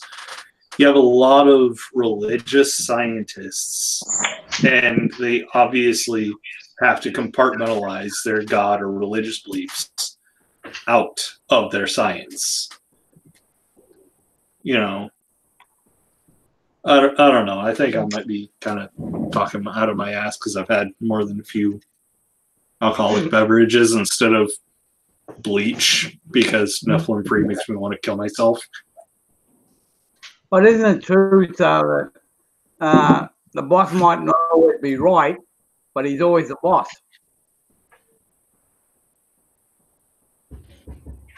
I'm thinking some of the problem here might be my internet connection because about half of what you said came in kind of robot-like. Well, I mean, you might work for somebody, right? But he's the boss. You do what he tells you, whether it's right or wrong. Okay. Yeah. So if I'm understanding you correctly, like there's a mile-long list of questions I could ask to get down to the absolute specifics, but like if we're talking about like a Walmart kind of situation where I'm just sort of going along with what my boss tells me to do and it doesn't actually really matter to me if I just do what I'm told or not, yeah, okay, I guess I can conform to the, you know, if anybody else has seen the movie Thank You for Smoking, the yuppie Nuremberg defense, where I'm just kind of trying to pay the bills, you know, I probably just follow what my boss said, you know, as long as it doesn't go explicitly against my ethics, which, you know, I'm more likely to follow more iron-fistedly than a Christian because, let's face it, their ethics don't exactly conform to the God of their Bible. You know, but like if my boss is telling me to do one thing, yeah, sure. If it doesn't contradict my personally held beliefs, sure, what the fuck ever, I don't care. You know, but if my boss was telling me to hold a gun to someone's head, yeah, there's going to be a huge problem here. Yeah, well, that's true. I mean, no one has ever really said, even when I was going to church, no one ever said to me anywhere that they had ethics. That particular word never came up, but they always believed they were right. So I kind of changed the conversation on that. I changed the conversation a little bit, didn't I? So I think I get what you're getting at here. So they didn't have the discussions about what's moral or immoral and stuff. It's more God says this is moral, so that's moral, and this is immoral. Yeah, it's so we're gonna be right by what God says. I mean, it's an authoritarian kind of thing with religion. Yeah, or they look at it as none of us can do that. We just can't listen to them. Yeah, and that's the whole thing with the morality discussion is, even if you accept objective morality, you still got to argue as if it's subjective, right? So even if look, man, morals are subjective regardless. I mean, each of us, even if they have our ideas of what we think is. Hang on, dude. Even if we know what we consider to be good and what we consider to be bad. And I think most of us have a pretty good idea of the same things are good and the same things are bad. There are things that we would all collectively consider to be objectively moral, but there still are subjective takes on them. This will be an interesting discussion when we get into our meeting, because I hold the moral objectivism. Yeah. I do too, for specific things. I don't think it's good to kill people in cold blood, right? I don't think it's good to rip off your neighbor who might be starving. I don't think it's good. There are things that we'll all agree are objectively moral. But those things are also fluid because morals can change over time and have. Yeah. Well, I mean, and that's the thing. Over time doesn't make them not objective. Not objective. No, Yeah. I agree. But I'm saying that society is fluid as well, and things evolve and change constantly. So sometimes there will be morals we never even thought of in the past that will end up being something in the future. Like that's. But don't most people have all their gut feeling? I missed that. Sorry, Frank. Say that again. But most people I know, they go by their gut feeling. If it doesn't feel good, don't do it. If it feels bad, sure. And that's evolution at work, right there. Yeah, yeah. A lot of people will work by intuition and then rationalize after whether or not it was good or bad. Yeah. So a lot of people don't take the time, and a lot of people don't take the time to examine their beliefs, take consideration on what they believe and why they believe it, and all this other stuff. In their day-to-day lives, we're kind of the weirdos, especially into the belief in God kind of thing. Or if you're talking philosophy or and stuff like this. It's why we are. We contemplated what our beliefs are, why we hold them, why we should hold them, and changed our minds on stuff, came to different conclusions. Where a lot of people, it's just like, yeah, whatever. And it's like, this and that, and you get some really bad arguments. You get some things that are inconsistent for people because they're rationalizing after the fact. They're not trying to come to something. Come to principles and beliefs that they hold for any reason, let alone a good one. Brian Stevens in the chat actually brought up a very interesting point. Morals are situational. Well, yeah, there are some times where morals are going to be situational, of course. Yeah. Well, I mean, okay, so here's the thing. And I personally don't accept objective morality, but I will say that murder is always wrong. Okay, so I agree with you, and that instantly makes it more objective because more than one person agrees on the same thing. Well, everyone would have to agree with that, but also everyone would have to agree on everyone would have to agree with the definition of murder. and people like ISIS would not, right? Okay, Sure. so Well, you know, the most I'll jump in here. The standard definition of murder is the unlawful killing, but the way most people use it in normal talk is the unjustified killing. Unjustified. Right? Yeah. So and at that point, we're talking more philosophical. Sure. Right. So we're whether it's just well, hey, that's like an old one. You know, one neighbor talking to the other neighbor about his neighbor. And if your neighbor from the left came over and stole 5 of your apples out of 6, what would you have? And my other neighbor turned around and he said, well, when I think about it, I'd have 6 apples back and one backed up neighbor. But I mean, so like when you talk about like the ISIS killings or whatever, they view that as justified, right? They do. They don't view it as murder, and I do. Murder, so it's not something that's gonna agreed on. Now we can argue, and that's where a split in the definition of murder would occur, which is where my division in the view of objective morality splits. You know, I would consider apostasy or blasphemy to be unjustified murder, but someone like a member of ISIS would absolutely consider that to be justified because they hurt my God's regime. Yeah, you know, it's so fucking terrible. And here would the argument be for objective morality. You know, one's right, one's wrong, or we're both wrong, right? So that'd be the difference there. And yeah. Well, I'm just kind of coming at it from a sort of definitional standpoint.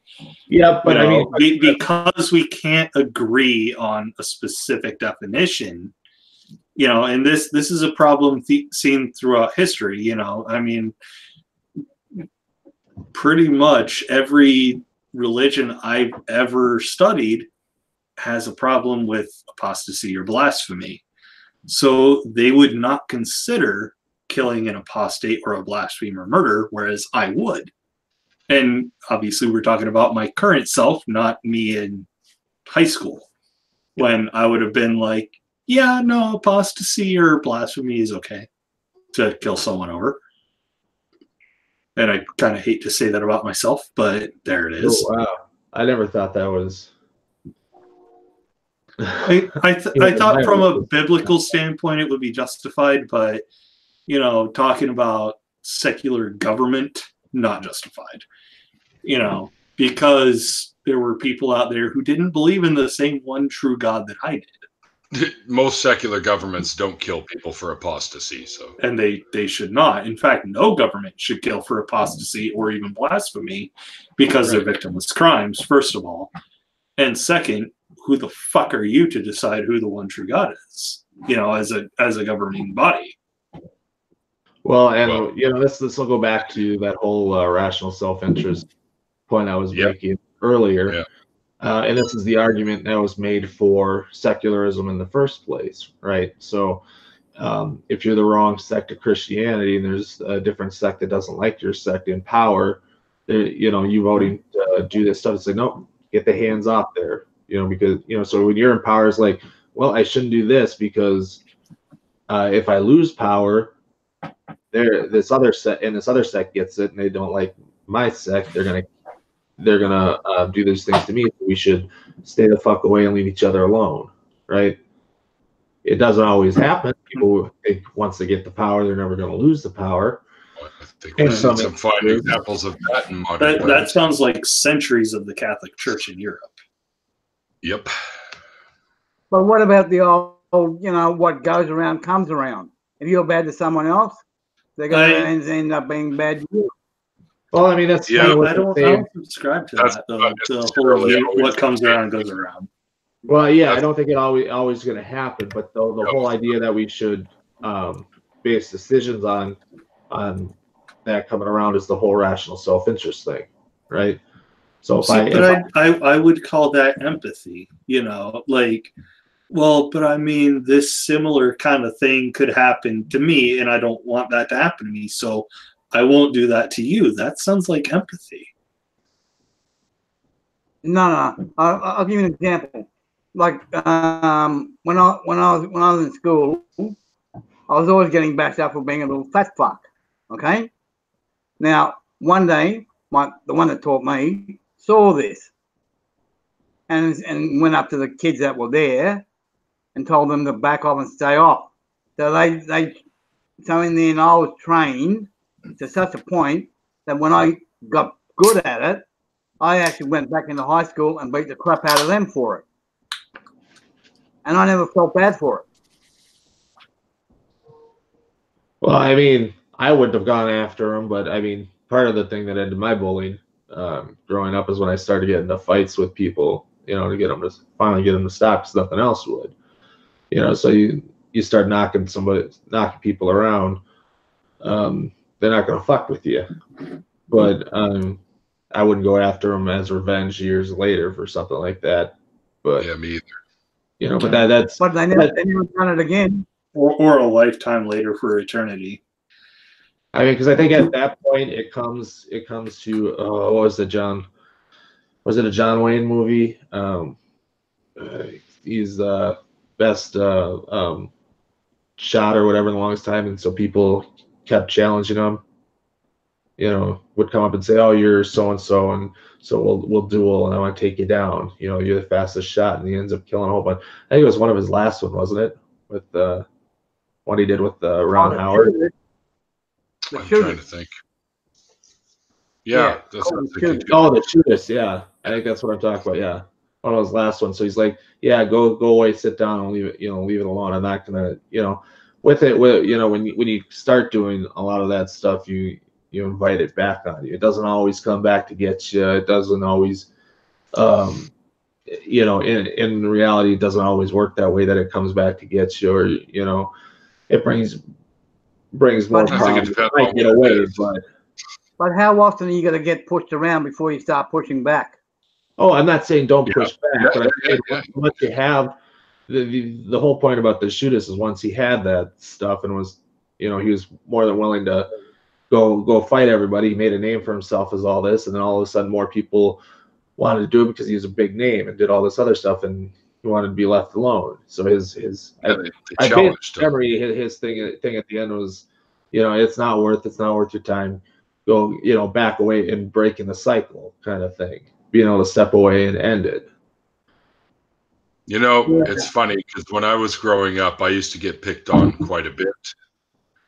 Like I literally got beat up almost daily after school for a while. And then I hit my teen or late teens and I kind of bloomed. You might say I turned into this enormous guy. Like I'm literally 6'4" and 200 and something pounds.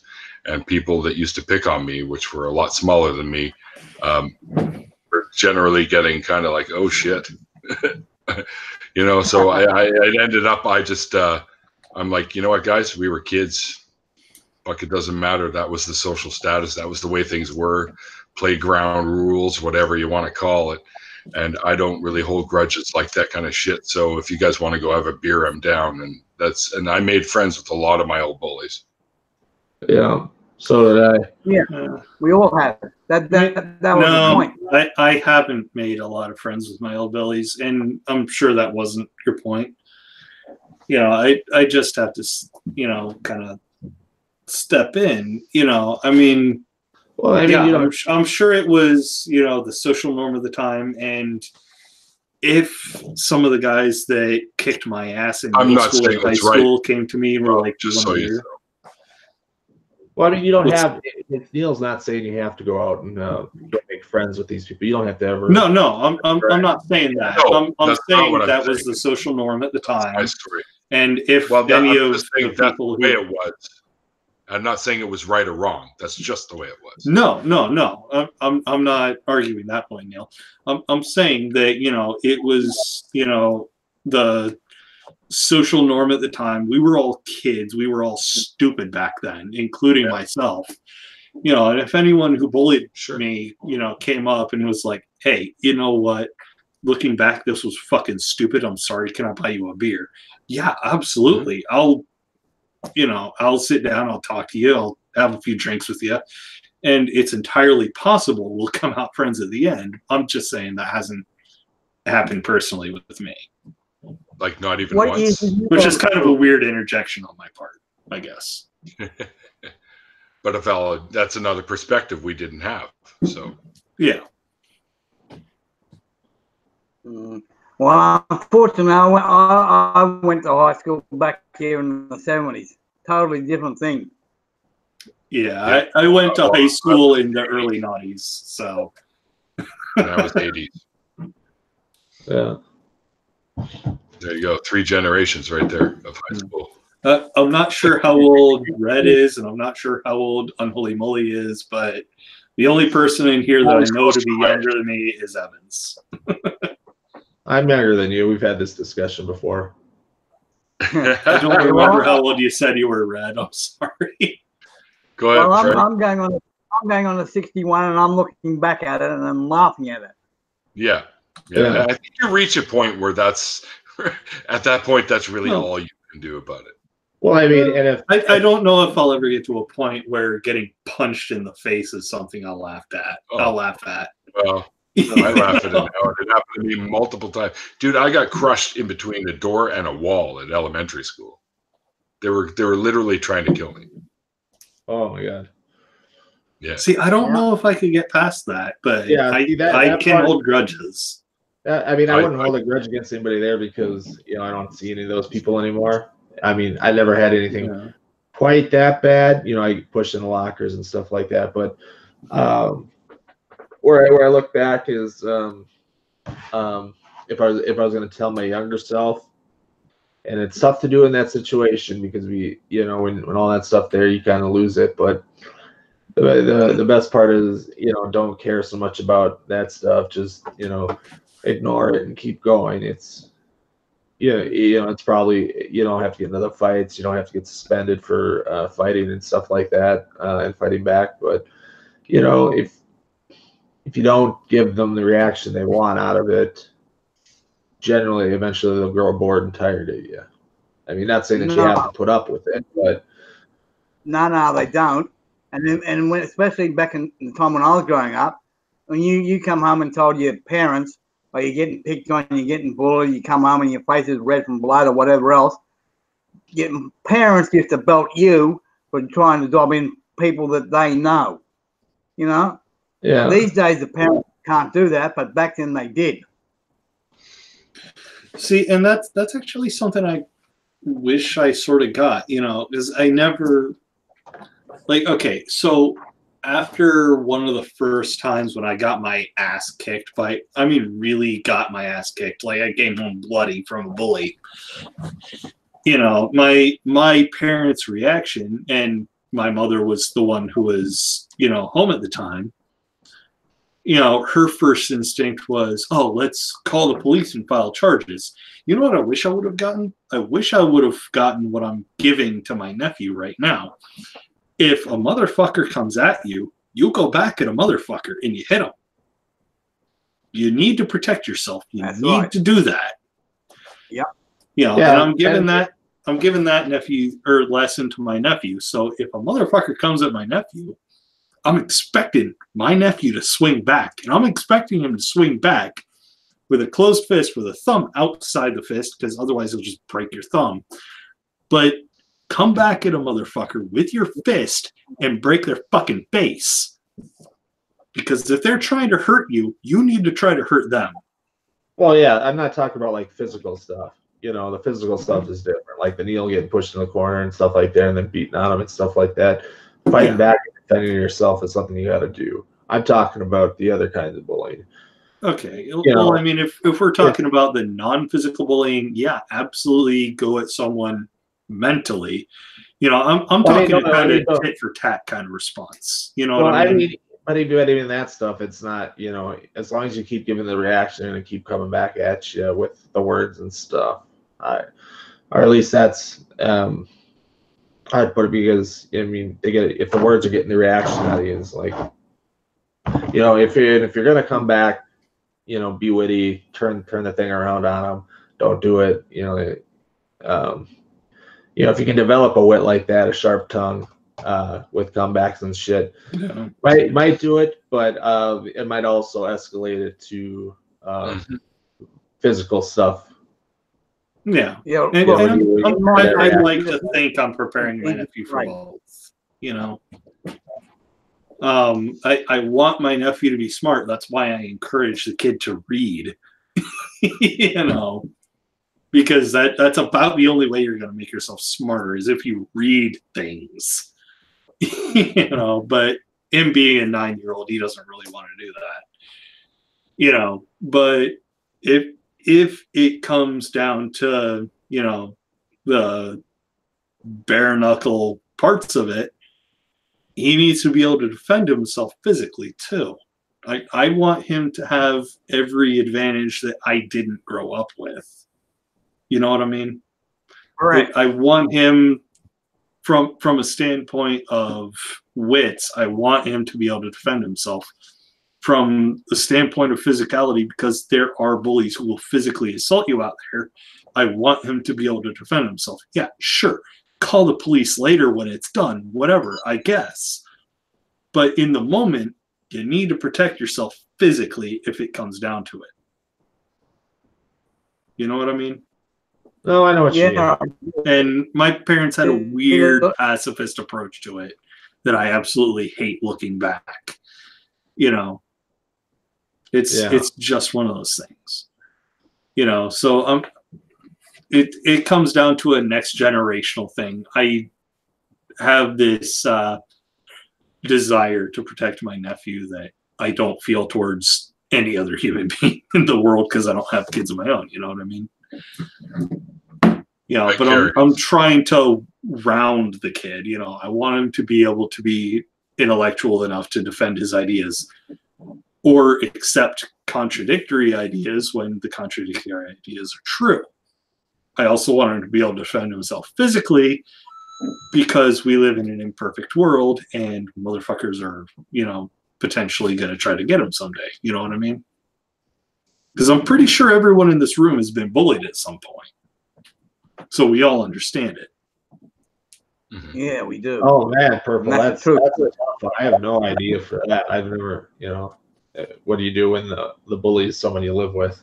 I don't know if it was a parent or something, but if it's a parent, that's a big thing. Try to get the authorities. Try to take it to somebody who can contact the authorities on your behalf is what probably would have been the best way to handle it.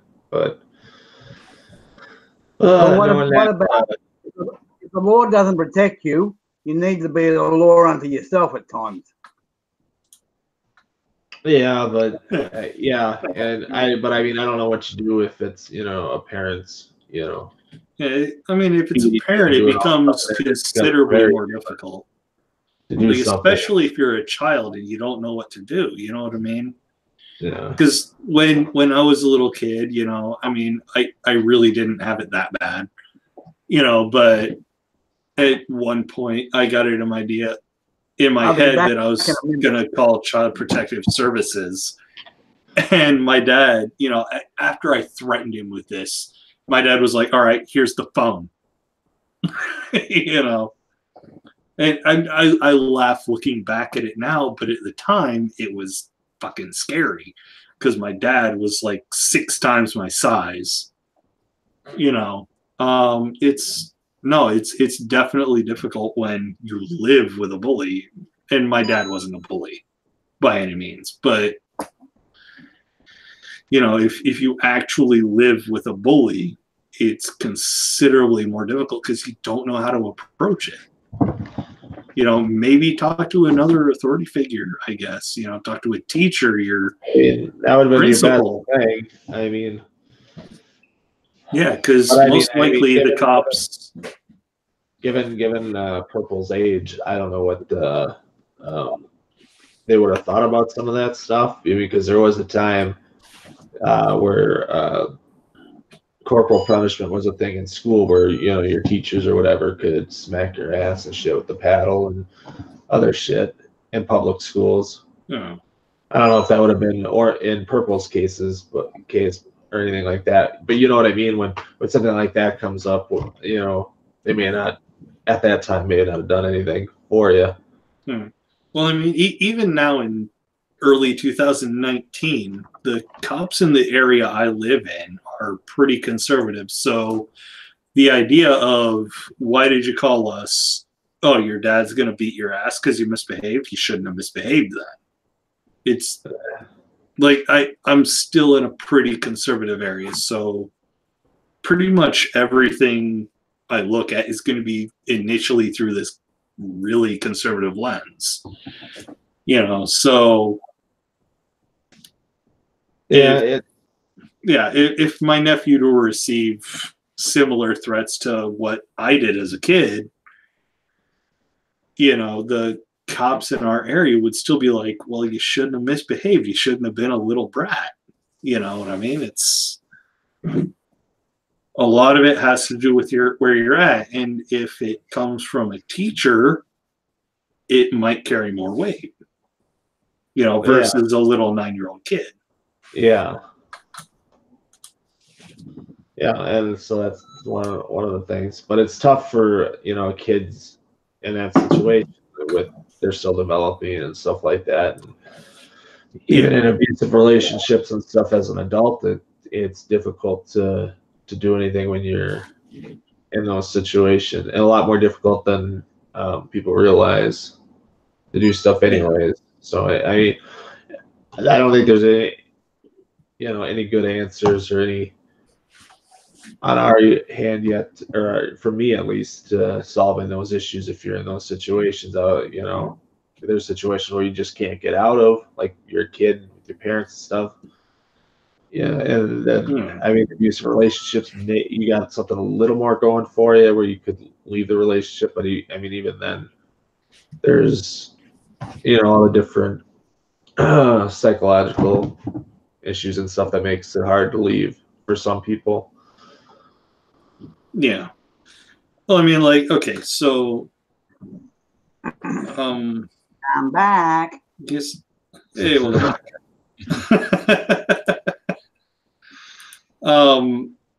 Like, here's, damn it, I managed to lose my own. Why do I keep doing this to myself? Like, okay, so, like, as much as I kind of hate to bring up Louis C.K. with all the controversy that currently surrounds him, anyone who's seen his TV show, when, like, I think it's a season 2 episode, he's talking to his daughters, and he says, you don't get to decide that you didn't hurt someone. You know what I mean? That's something that maybe people should take a little more seriously, because if I hurt someone, I don't get to decide for them that I didn't hurt them. You know, if someone hurts me in some way, they don't get to decide that they didn't hurt me. You know, and as much as, you know, recent news reports would kind of stand against Louis C.K. there, it's actually pretty factual. You know, like, Red, if I say something hurtful to you, I don't get to decide that I didn't hurt you, do I? No, I'm sorry, say that again.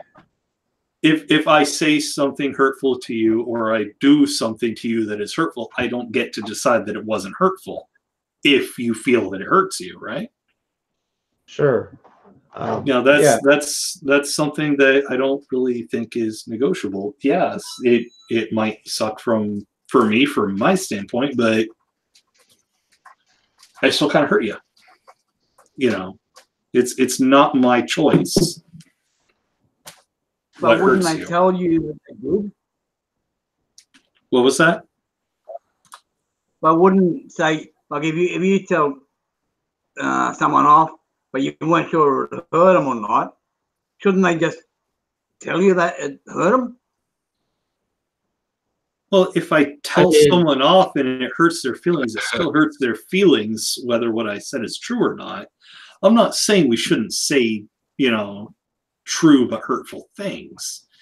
You know, like if like say Neil, because Neil's the guy who's prominently on my Google Hangout page right now.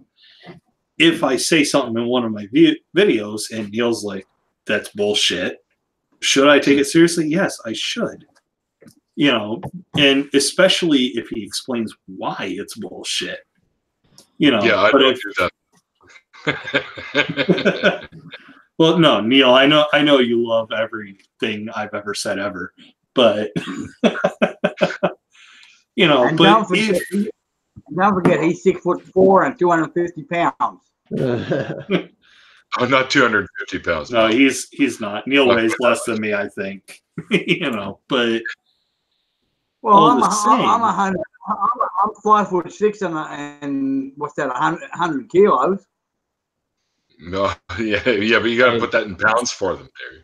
Yeah, because I'm an American, and well, about 200. Yeah, you weigh less than me. You know, but I mean, like, I don't get to decide what upsets Neil or not, right? No. You know, I don't get to decide that by my own standards. I get to determine what upsets me by my standards. I'm sure that there's some stuff that you would know would upset me based on how much you know me. Well, so you could probably already nail a few things. So you've already made those are lines I wouldn't cross. But if, like, well, not without good reason. I'm kind of losing my own track here, but it's not the first time I've done that in this live stream. Like, you know, the funny thing is that keeps happening when you're talking with me. You notice that? Yeah. And by the way, Neil, you had better be available on the 31st when I have you scheduled for an interview. I told you I'd be there. It's already on my calendar. Well, there we go. Okay, good. I know he's gonna wish me a happy birthday on the 22nd. Oh, wait, January 22nd is your birthday? Yes. Because I've got a shit memory, so happy early birthday, because I know I won't remember. That's what the schedule thing is for. That's right. Thank you. But I mean, like, okay, so didn't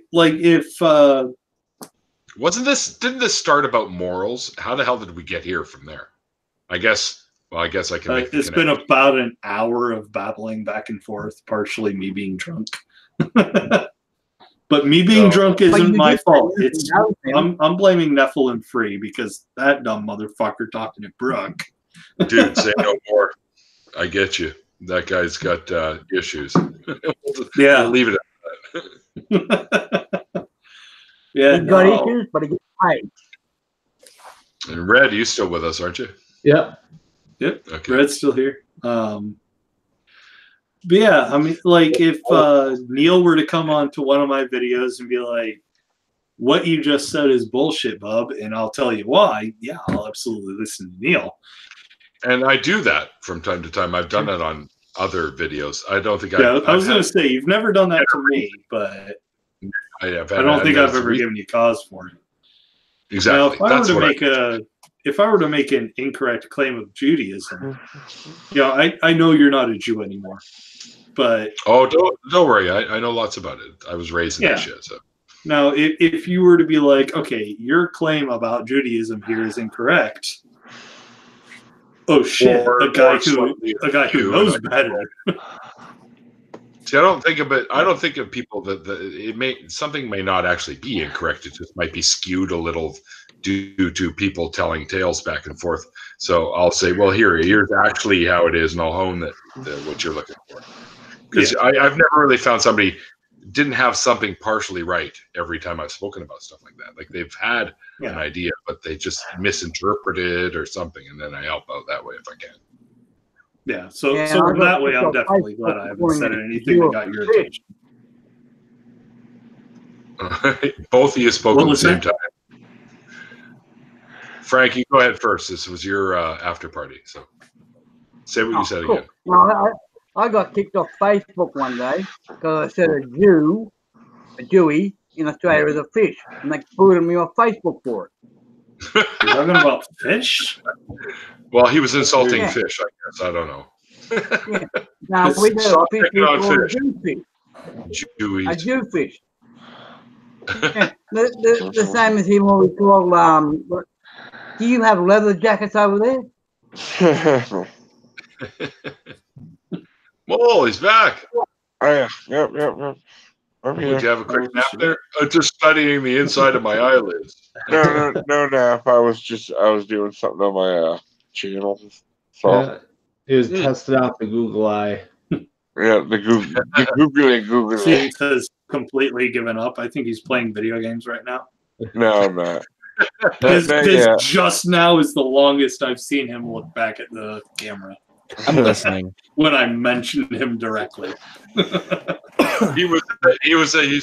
Pornhub looking at those ASMR things we were talking about. He probably unfortunately not. That's an old conversation though at this point. Yeah. Oh yeah, but that's why I brought it back. That's just that's what I do. Did you see that Cardi B ASMR thing that Poison in the Well did a reaction to? No. I have not. Oh, well, when she's doing the ASMR, it really looks like she's giving the microphone a blowjob for that ASMR interview on YouTube. I know, that's what I was thinking of. You need to send me that link because I want to watch it for reasons. Are you attracted to Cardi B? Bad man. See, if we're talking about Cardi B as a singer, not really, but if we're talking about Cardi B physically, yeah, I'm about that booty. Hey, Faye, I am smiling. I do smile from time to time. But when I get into my more pensive mode, I'm a lot like this. So, I do smile. Okay. They're wanting. She was yelling for me to smile. This is earlier. I sort of zoned back and forth between the chat and you guys. I can't do more than one thing. You should see me trying to chew gum and walk. It's ridiculous. Yeah. I get the feeling it'd be pretty bad. Would that be the same as eating pussy and squeezing boobs? Sure. Okay. If I have the opportunity and everything's consensual, I'm down. Well, there's actually a study that says if you get to play around with boobs, it can extend your life. If you're, I heard that a while ago. If you're of a proclivity that enjoys the female jumblies. Oh yeah. Is that a technical term? Guys, it isn't. No, it's a medical term, actually. Let's throw this back onto what we were talking about before, the whole moral issue thing. All right, so what do you want to talk about morally? Well, we were talking about who considers what morally objective. That's how all of this started. Really? That's how we got to ASMR? We ended up on boobs. This is what happens when you get a bunch of males in the room together. We could have the longest, most philosophical talk ever, and somehow it always ends up with boobs. Oh, did you see? Speaking of boobs, did you see Dillahunty's thing? Mm-hmm. That's interesting. Yeah, it's like, everybody's like, oh, he got hacked or he got all that stuff. It's like, why are you showing this or that? I'm like, holy shit. Well, I mean, if I'm gonna be completely honest, Matt Dillahunty has some man boobs. I don't know how we got to talking about that. I was just talking about the. Yeah. See, I was just trying to bring the conversation back to boobs. I was hoping we were literally talking about boobs. Yeah, I was hoping you'd catch it, but no. No. Matt Dillahunty posted on Twitter last night a picture of a sex worker, apparently that he's friends with, and so she was topless. And people were saying that his account was hacked because he had, reposted this thing. And he went through a long tirade today about how he's just friends with a sex worker and decided to retweet this picture or whatever. So it was on the topic of boobs. Her boobs were out. Oh, okay. That's great. I probably would have enjoyed that part of the picture, but I'm like, I don't know what's wrong with sex work, man. Let's just fucking let's take the stigma away from that, because they do such a favor to society. You know, let's give them the legal protections that they deserve. You know, I mean, it's so easy to take what I'm saying sarcastically, but seriously, let's give sex workers the protections, the legal protections they deserve. Okay.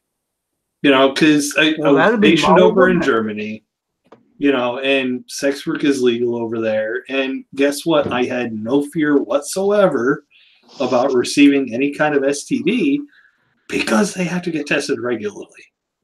They have to by law. So there's no stigma whatsoever. You know, let's give them the protections they deserve, and let's give them the protections that, let's face it, the rest of society deserves. You know, because I mean, these sex workers are not going to have to worry about violence towards them. They're not going to have to worry about basically enslavement to pimps or, you know, whoever it is they have to work for. They're not going to have to worry about STDs. They're going to be able to claim, you know, potentially some form of disability if they are properly insured against such a thing, because a client's a piece of shit. You know what I mean? Sex workers have nothing to... They only have things to gain by getting legal protections, and people outside of sex work only have things to gain.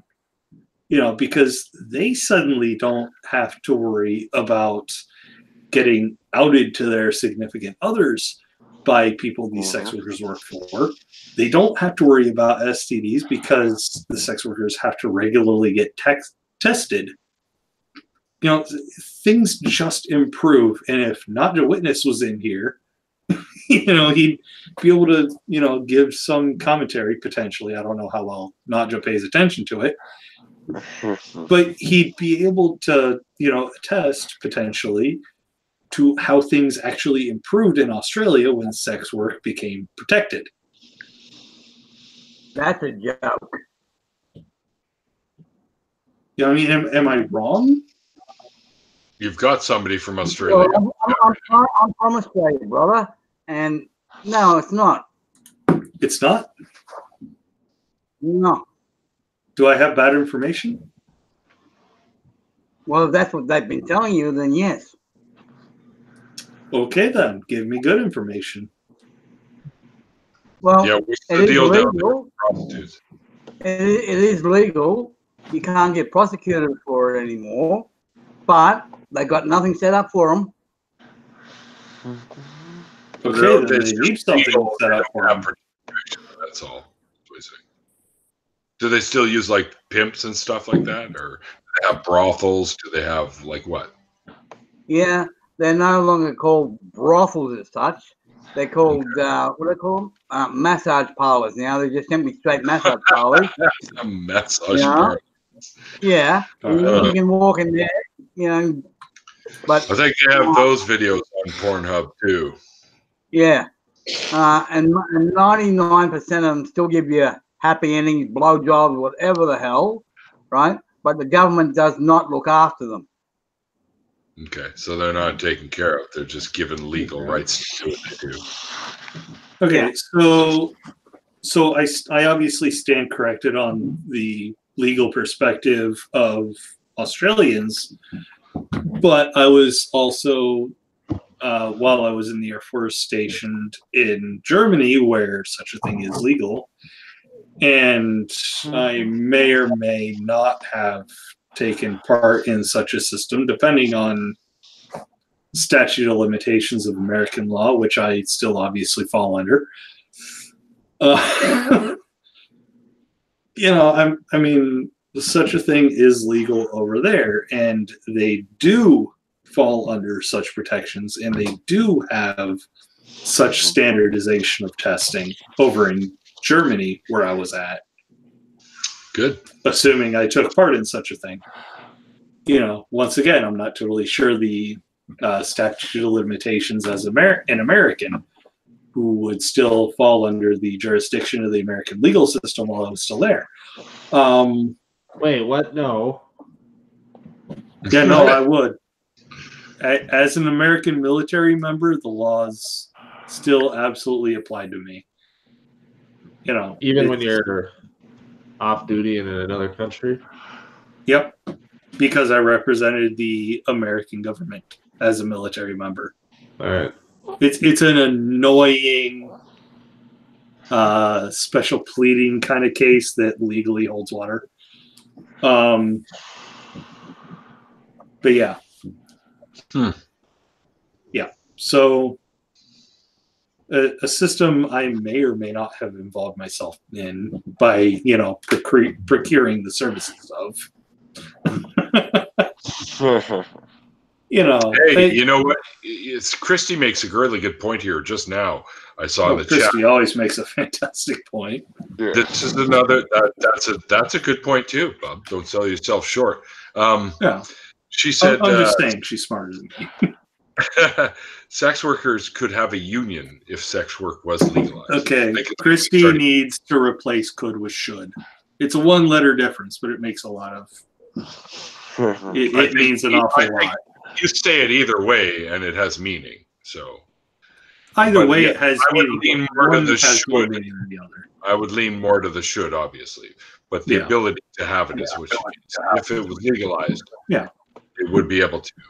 They should, and this is part of the issue I have with my own country's puritanical kind of fuckery, nonsensical fuckery. You know, sex workers should be able to unionize. They should be able to protect themselves. What are you breaking right now? Because that's what it sounds like you're doing. You're breaking something. This little plastic. Yeah. Oh yes, the beer cans. Non-sea turtle killing kind. Well, even so, I still take a pair of scissors and I do too. Every time. Every fucking time. I grew up in the 90s. I can't help it. It makes me sad whenever I see a turtle with plastic up its nose. But yeah, no. Sex workers should have protection. They absolutely deserve protection because as it stands, where it's not protected by law, a lot of these people are unfortunately legally considered slaves. They don't want to be there. They're forced to be there. Sometimes, I suppose. Okay, look at human sex trafficking. How many of those people actually want to be there? Because I am talking about the illegal kind of sex trade. My guess would be none. Probably, yeah. Yeah, chances are none of them want to actually be there, and that's my whole point. But if you give these people legal protections, suddenly a lot of people end up in prison. And by a lot of these people, I mean these people that are forcing them to be in the lives that they never wanted to be in. So I'm talking about the people that are pushing these people into forced sex work. Forced sex work. Not sex work because, hey, I got a body that people want to do stuff to. And within certain limits, okay. After that, they get thrown out by security. You know what I mean? Well, I've known. Well, all right. I have a sample size of one. I knew a girl that wanted to be one because she knew that she was good for it, or good. I don't know, the perfect. I don't know, whatever. She felt she was right for doing it, and she knew how easy it was to make money from it. But she, like you were saying earlier, she did have limitations on what some things she could do. All right, so yeah, like are people that will take advantage of that. One particular one I knew, her favorite saying was "wank wank, money in the bank." Exactly, right? Well, I mean, Like, if you it's- want wank money in the bank, go to any American strip club where you're not actually allowed to touch Yeah, any there of you go. any of the performers. But like, if you want to have sex with someone, there should be regulation in place to protect these people, particularly if they choose, and I do mean the word choose, to be involved in this kind of trade. You know, yeah, sure, have a strip club that doubles as, I'm gonna keep the word brothel because it applies.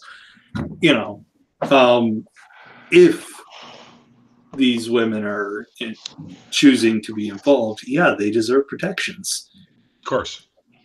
You know, Of course. and they should receive it, but that's not the case with, you know, the vast majority of America right now, with the exception of, I think, just Las Vegas. You know, I'm not sure on that. It's, yeah, and if I'm reading, the Bunny Ranch in Vegas is a legal prostitution business. Every sex worker gets tested every week. They are regulated, and sex women are safe, and there are cameras in every room. Yeah, and not only that, Christy, but there are bouncers at the Bunny Ranch. When I was, I mean, I'm still a horn dog now, but when I was a teenage horn dog, we were getting DirecTV, I think, and they offered a free week of the premium channels. You know, and a season of the Bunny Ranch was eligible to watch.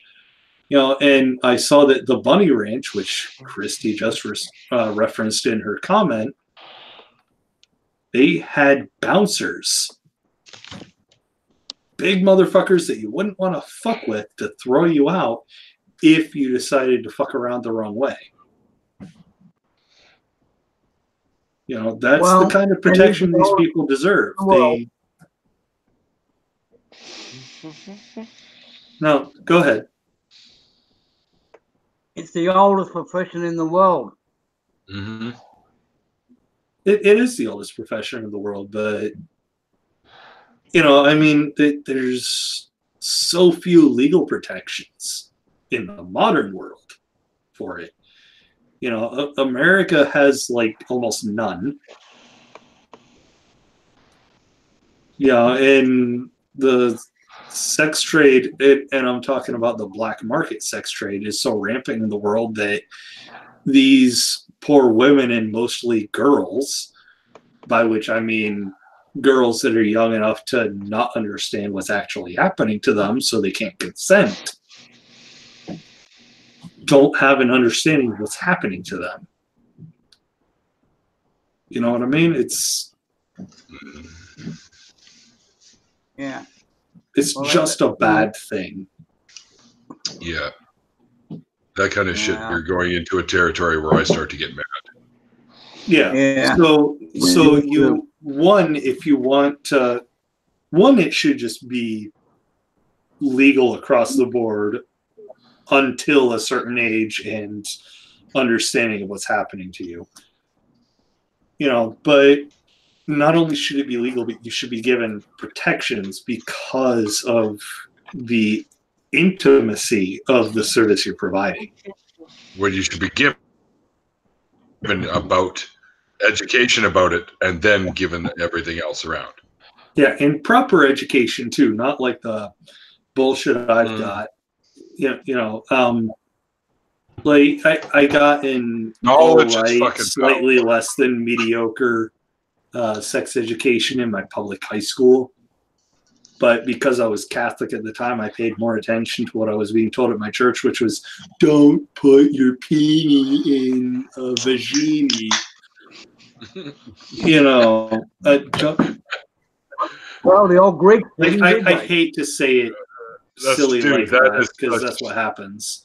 I was just going to say, that's like turning an adult conversation into a bunch of 3-year-olds talking about teenies and peenies. Yeah,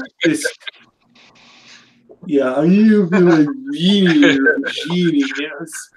That's not an easy move to do. We're closing in on adulthood. We need to be given the actual education on this. Okay, you know, I'm a 32-year-old man, right?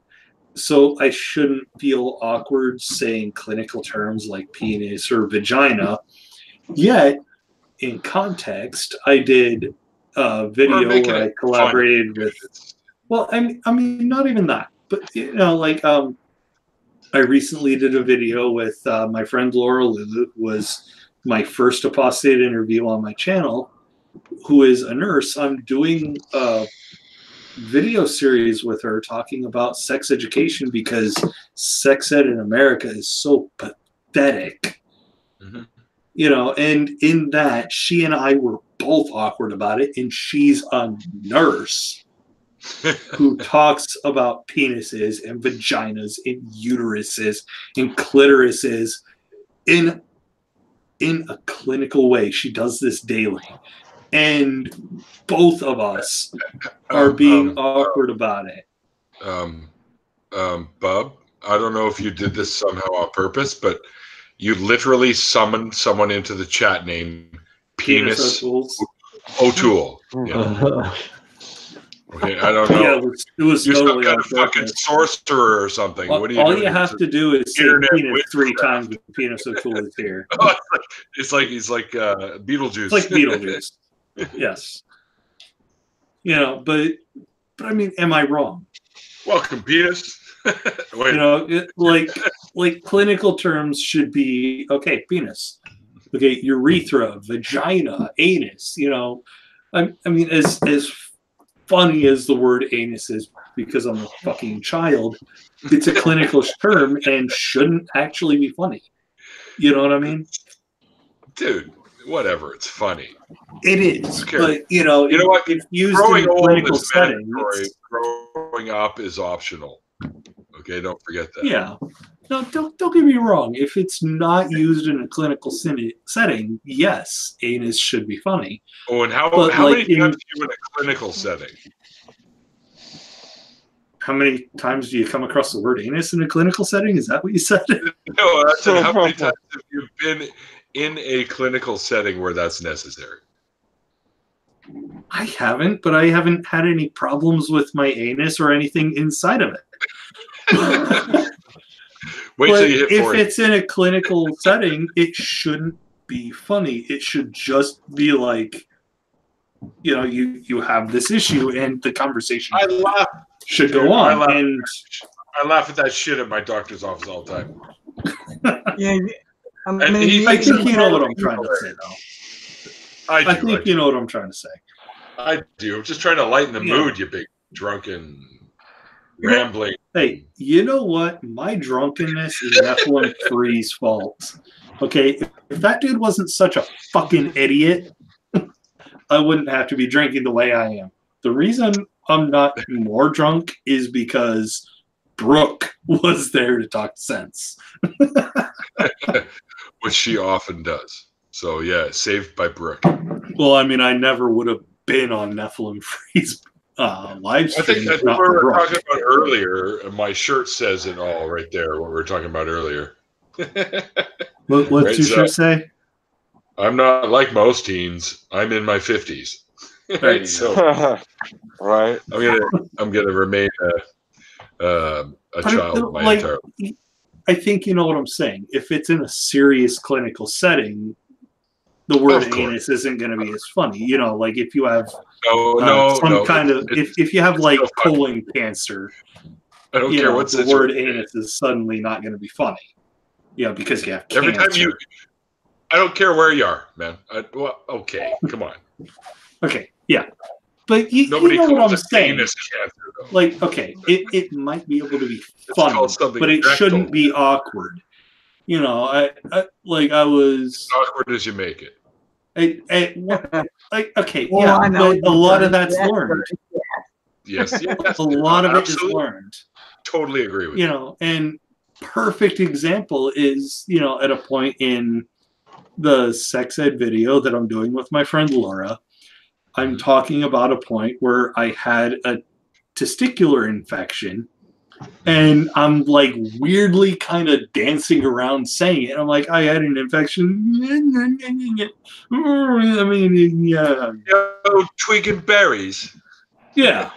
Tweaking berries. You know, instead of being a fucking adult like my 32, almost 33-year-old ass is, I was like, nah, I mean, it's down there. You know, I mean, people should be able to discuss these things in clinical terms. We're not children anymore. You know what I mean? You should be able to discuss it seriously. In a serious situation, you shouldn't be like, most of us can figure out when that's appropriate, right? Just because you stumbled, because you weren't comfortable or whatever that was. Maybe you guys hadn't done enough together yet where you felt comfortable enough to start spewing out stuff, or you hadn't had enough lubrication like tonight. Oh no, see, that's the thing. That's the thing, right? You know, I mean, this doesn't show in my daily Twitter or YouTube feed, but I have had plenty of these kind of conversations with my friend Laura. You know, I mean, you just look at a conversation she and I had last night on Twitter. You know, she posted, I don't know if I should jerk off or if I should keep playing video games. And I'm like, well, why not ride a Sibian and do both? And you know, she didn't know what a Sibian was, so I had to explain it to her. Dude, you know? I didn't even know what one of those was up until 6 months ago. So, are you kidding? I knew what a Sibian was when I was 16. And exciting. I didn't. I had never heard the expression or the term used before. It's a saddle with a little thing that protrudes up on top that goes from the front of the vagina to the back of the anus. It involves the entire pelvic floor. It's never come up. I don't hang around with equestrian people enough, I guess. I don't know, but it's never equestrian. You said a saddle, right? I said it's like a saddle. You sit on it like you sit on a saddle, except, you know, if you have like a lady bit, it gets you off. Jesus. But you know, I'm just saying, I've had these kinds of discussions with my friend Laura before. You know, so I shouldn't have been uncomfortable, but because of what I will call my Victorian upbringing regarding sex, I had that awkwardness still. Now, and by the way, I actually do intend to keep the whole sex ed kind of video series going with Laura. And the way she's talked to me, she intends to keep it going because American sex education is, let's be nice and call it underwhelming. You know, I mean, Jesus Christ, dude, I was 31 years old when I first watched Orange is the New Black. And one of the characters said, you know, the urethra isn't the same thing as the vagina, right? I didn't know they were two holes until I was 31 years old. Oh. Okay, do we need to go here? You know, almost my entire life, and I didn't know this basic fact about female sexual reproductive organs. Oh. It's depressing. I didn't know about that probably till my 20s, so. I was 31.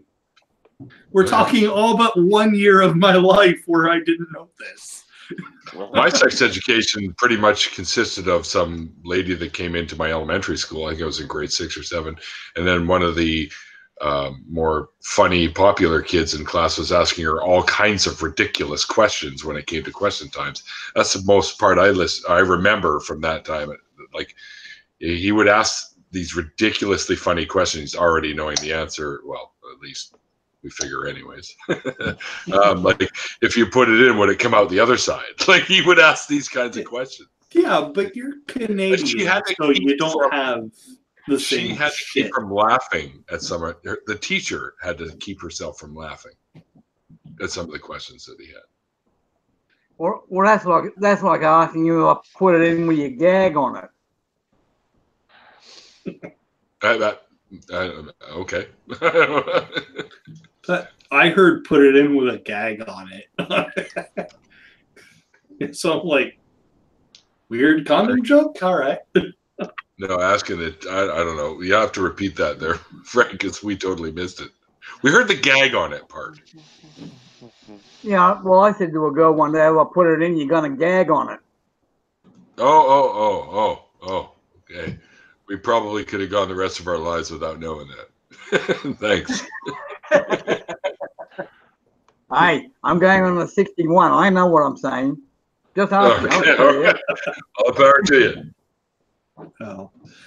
But I mean, like, right? I mean, like the United States in particular, because there's a bunch of dumb cunts that insist on saying, "Oh, abstinence only sex ed," because abstinence only is sexual education, because people don't have a basic drive to fuck. Abstinence, they don't have to give sex education.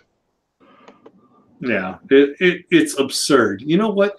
People are going to have sex one way or another. You know why? Because it feels good. It's biologically driven. You don't even have to know that sex feels good. You don't even have to have sex to know that sex feels good. You know why? Because my right hand feels kind of good. My right hand feels kind of good. You know what I mean? If you sit on it for a while, too. Never mind. Oh, no. If you sit on it for a while, it feels especially good. But it's called the stranger. Take an unsat on right hand and, extrapolate a little higher, and you have a sat on right hand, and extrapolate considerably higher, and you're putting it in an orifice. It just feels better. What is this fucking play-by-play here? Well, I mean, yeah. Obviously, we're doing a play-by-play because when you're like 11 and you're exploring yourself, you're gonna start with your hand. You know what I mean? So yeah, it's a play-by-play. But it's just here. Sex feels good. It feels great. It feels amazing. I mean, if you're doing it exactly right with a partner that you know very well and you're willing to communicate with, it feels miraculous. It's just great. You know what I mean? Right. And people are driven to do that. Sound like you're pretty into this right here. I'm just saying. It's something that people are into doing. It's something people are going to do, and people are going to do even more if you're. That's why there's a sex trade industry, because it feels good. So you know what you actually need is not an abstinence-only sex education course. You need to be told you're going to want to do this either way. So go ahead and don't be silly. Wrap your willy. Put a condom. Put a helmet on that. Condom. Yeah. Wear a condom, man. Okay, I mean, it'll be like 99.8 or 99.9% effective against pregnancy. Somewhere around that same ballpark, effective against transmitting sexual disease. It's. Condoms are a good thing. Okay, don't listen to the Catholic Church when it comes to condoms. You know why? Because over in Africa, there is a massive HIV/AIDS problem that wouldn't exist if people were taught to use fucking condoms. Yeah. And I know I just brought this to a real serious after trouble. You die. I'm sorry. There's nothing after you die. I hate to tell you this. Unless you can tell me what it was before you were born. Worms eating you, I suppose. Well, yeah, they always say, when you die, energy never dies; it just changes form. Well, yeah, you become the food for the fauna and the flora that fed on you, or that you fed on while you were alive. So it's like the circle of life there. Yeah. Unless you get shot into space, like I want to be, and then come back down like a shooting star. I'm a shooting star. I'm just saying, don't be silly. Wrap your willy. That's it. Of course. Dude, yeah, that's quite an elongated speech there for, hey, listen, you know what? If you're going to have sex, because it's awesome and it feels good, and it's great, and we need to protect the people that do it for a profession, I'm on board with you. But just remember, safe sex is the best sex. Yeah. I mean, okay, if you do want children, take the condom off. That's great, but otherwise, wrap it up. And ladies, talk to your doctors about the best sex. Hang on, you guys. I have something here I need to address right now. Purple rhymes with orange. I'm officially extending to you an offer to come on my channel and talk about what you just posted directed at me. Because yes, I would like to talk about that. I would very much like to talk about that. And I would like to hear your story. So this is an official invitation to do so. And if you're into it, let me know on Twitter. Let me know on Twitter, and I will send you the schedule that I have still currently. It's up till, I think, the end of February right now, and then I'll start taking more for March. Yeah, well, with purple in there, we ought to get something up. Mm-hmm. I would be very interested in hearing that story. And it would save you a lot of this from typing it into the chat. So there you go. Yeah, we're not used to a typing pool. It's getting late, though, guys. Well, for me, it's 10:30. Red, I think, passed out. No, I'm still here. All right. You're a couple hours past me, aren't you? Yeah, it's about 12:30 for me. Yeah, that's right. It's only 5:30 here. Actually, while I'm thinking about it, sorry, guys. Oh, purple? Awesome. That's great. Okay, we'll talk on Twitter. I'm going to let you guys know, actually, that Red and I will be talking. I think I mentioned it earlier, but some of you may not have been here, on the 21st, which is a Monday, at about 4 p.m. Pacific. It'll be 6 p.m. his time, which is Central. If you're interested in hearing us banter back and forth, probably I'm thinking in some similar veins after we hear your story, we'll be talking about this kind of stuff too, because I think this is the kind of shit that matters. Anyways, so tune in for that. Of course, oh, there's Bub. He's back, but give me a sec here, Bub. Frank, I want to thank you, or as we now know, that Frank isn't your real name. Tell people what your real name is. There you go. We don't want to accept your real name. From here on out, when we're in streams together, and you and I are talking, and it's in December, I'm calling you fucking Santa Claus. Okay, so Santa Claus. Yeah. Well, whatever. Santa Claus. Okay, we'll go with the German pronunciation.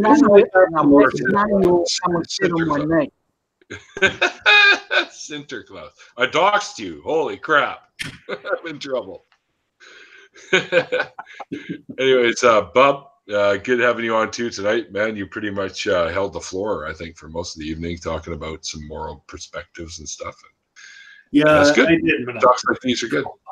No, it's good, man. Talks like these are good, man. It gives people a chance to hear the way different people think about these things, right? So, but I think we concluded that we all agree that good things should happen even in this sort of industry. That good protection. What? Correct.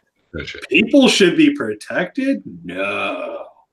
Hey, man, I'm all about protecting. I mean, you were saying something about bouncers at those. I was a bouncer for years at clubs. So. Yeah, that makes two of us.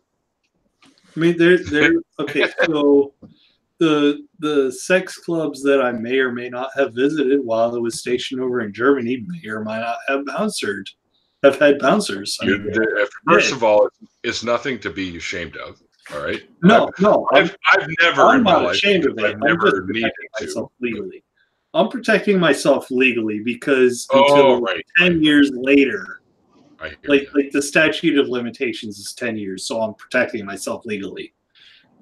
You know. I hear you. Get me at 10 years after all these things, and I'll admit whatever because I won't. I don't want to have to do. I don't want to have to do another stream with you in jail. So yeah, do what you got to do. Well, if I'm in jail, I'm not streaming at all. What are you talking about? I'll sneak a phone in there for you. Do it. You know what Santa Claus doesn't have any kids? Sorry, say that again. You know why Santa Claus doesn't have any kids? No. Because he empties his sack at every chimney. Wait, no, I know the reason. Because he's not fucking real. No, because it only comes once a year. Oh my God! I should have seen that coming a mile away. Shit. I couldn't resist that one. See, for each individual house, he comes once a year, but globally, it's a different conversation. He empties his sack. We don't have a white Christmas. We got summer. Christy, what are you doing still up then, darling? Go to sleep. 127 is early, my dude. I haven't gone to sleep before 6 in the morning in the last 2 or 3 months. I think 7:30 a.m. over where European Atheist is. So you're just cracking up or waking up at the crack of dawn and cracking up. What? Yeah. European Atheist is waking up. Make yourself been here for 2 hours. Exactly. But has anybody ever asked if you like that? And throw in some Irish cream or Kahlua or whatever you like in your coffee. But, yeah, I think Christy's a bit of an insomniac as well. She's on all these things forever. Exactly. And you know what? I've been too. Almost my whole life I've been in this. Even though I have to get up to go to work at 4 a.m. these days, that's a tough schedule to keep when you've been an insomniac your whole life. Yeah. Oh yeah. Santa House. All right, you guys. I think usually I think I got up. But I'm sorry, Neil. Fucking you know what, dude? Like somebody stop pulling the string on Beelzebub there, so he'll Beelzebub. Beelzebub. Hey, fucking stop. Well, it's not often you and I get to sit in a chat like this and go back and forth. So. I've been in several of your live streams. Yeah, but not. I know you have. I just mean you and me going back and forth. Okay, so you and me has only been once, but Neil, I'm gonna simplify it for you in a big way. Just call me Bob. Okay. Bob, I know, but I always like to hear what might come out every time I try to attempt your full name. So, well, here when you say Bob, I mean Bob down to my arm. Yeah, no, okay.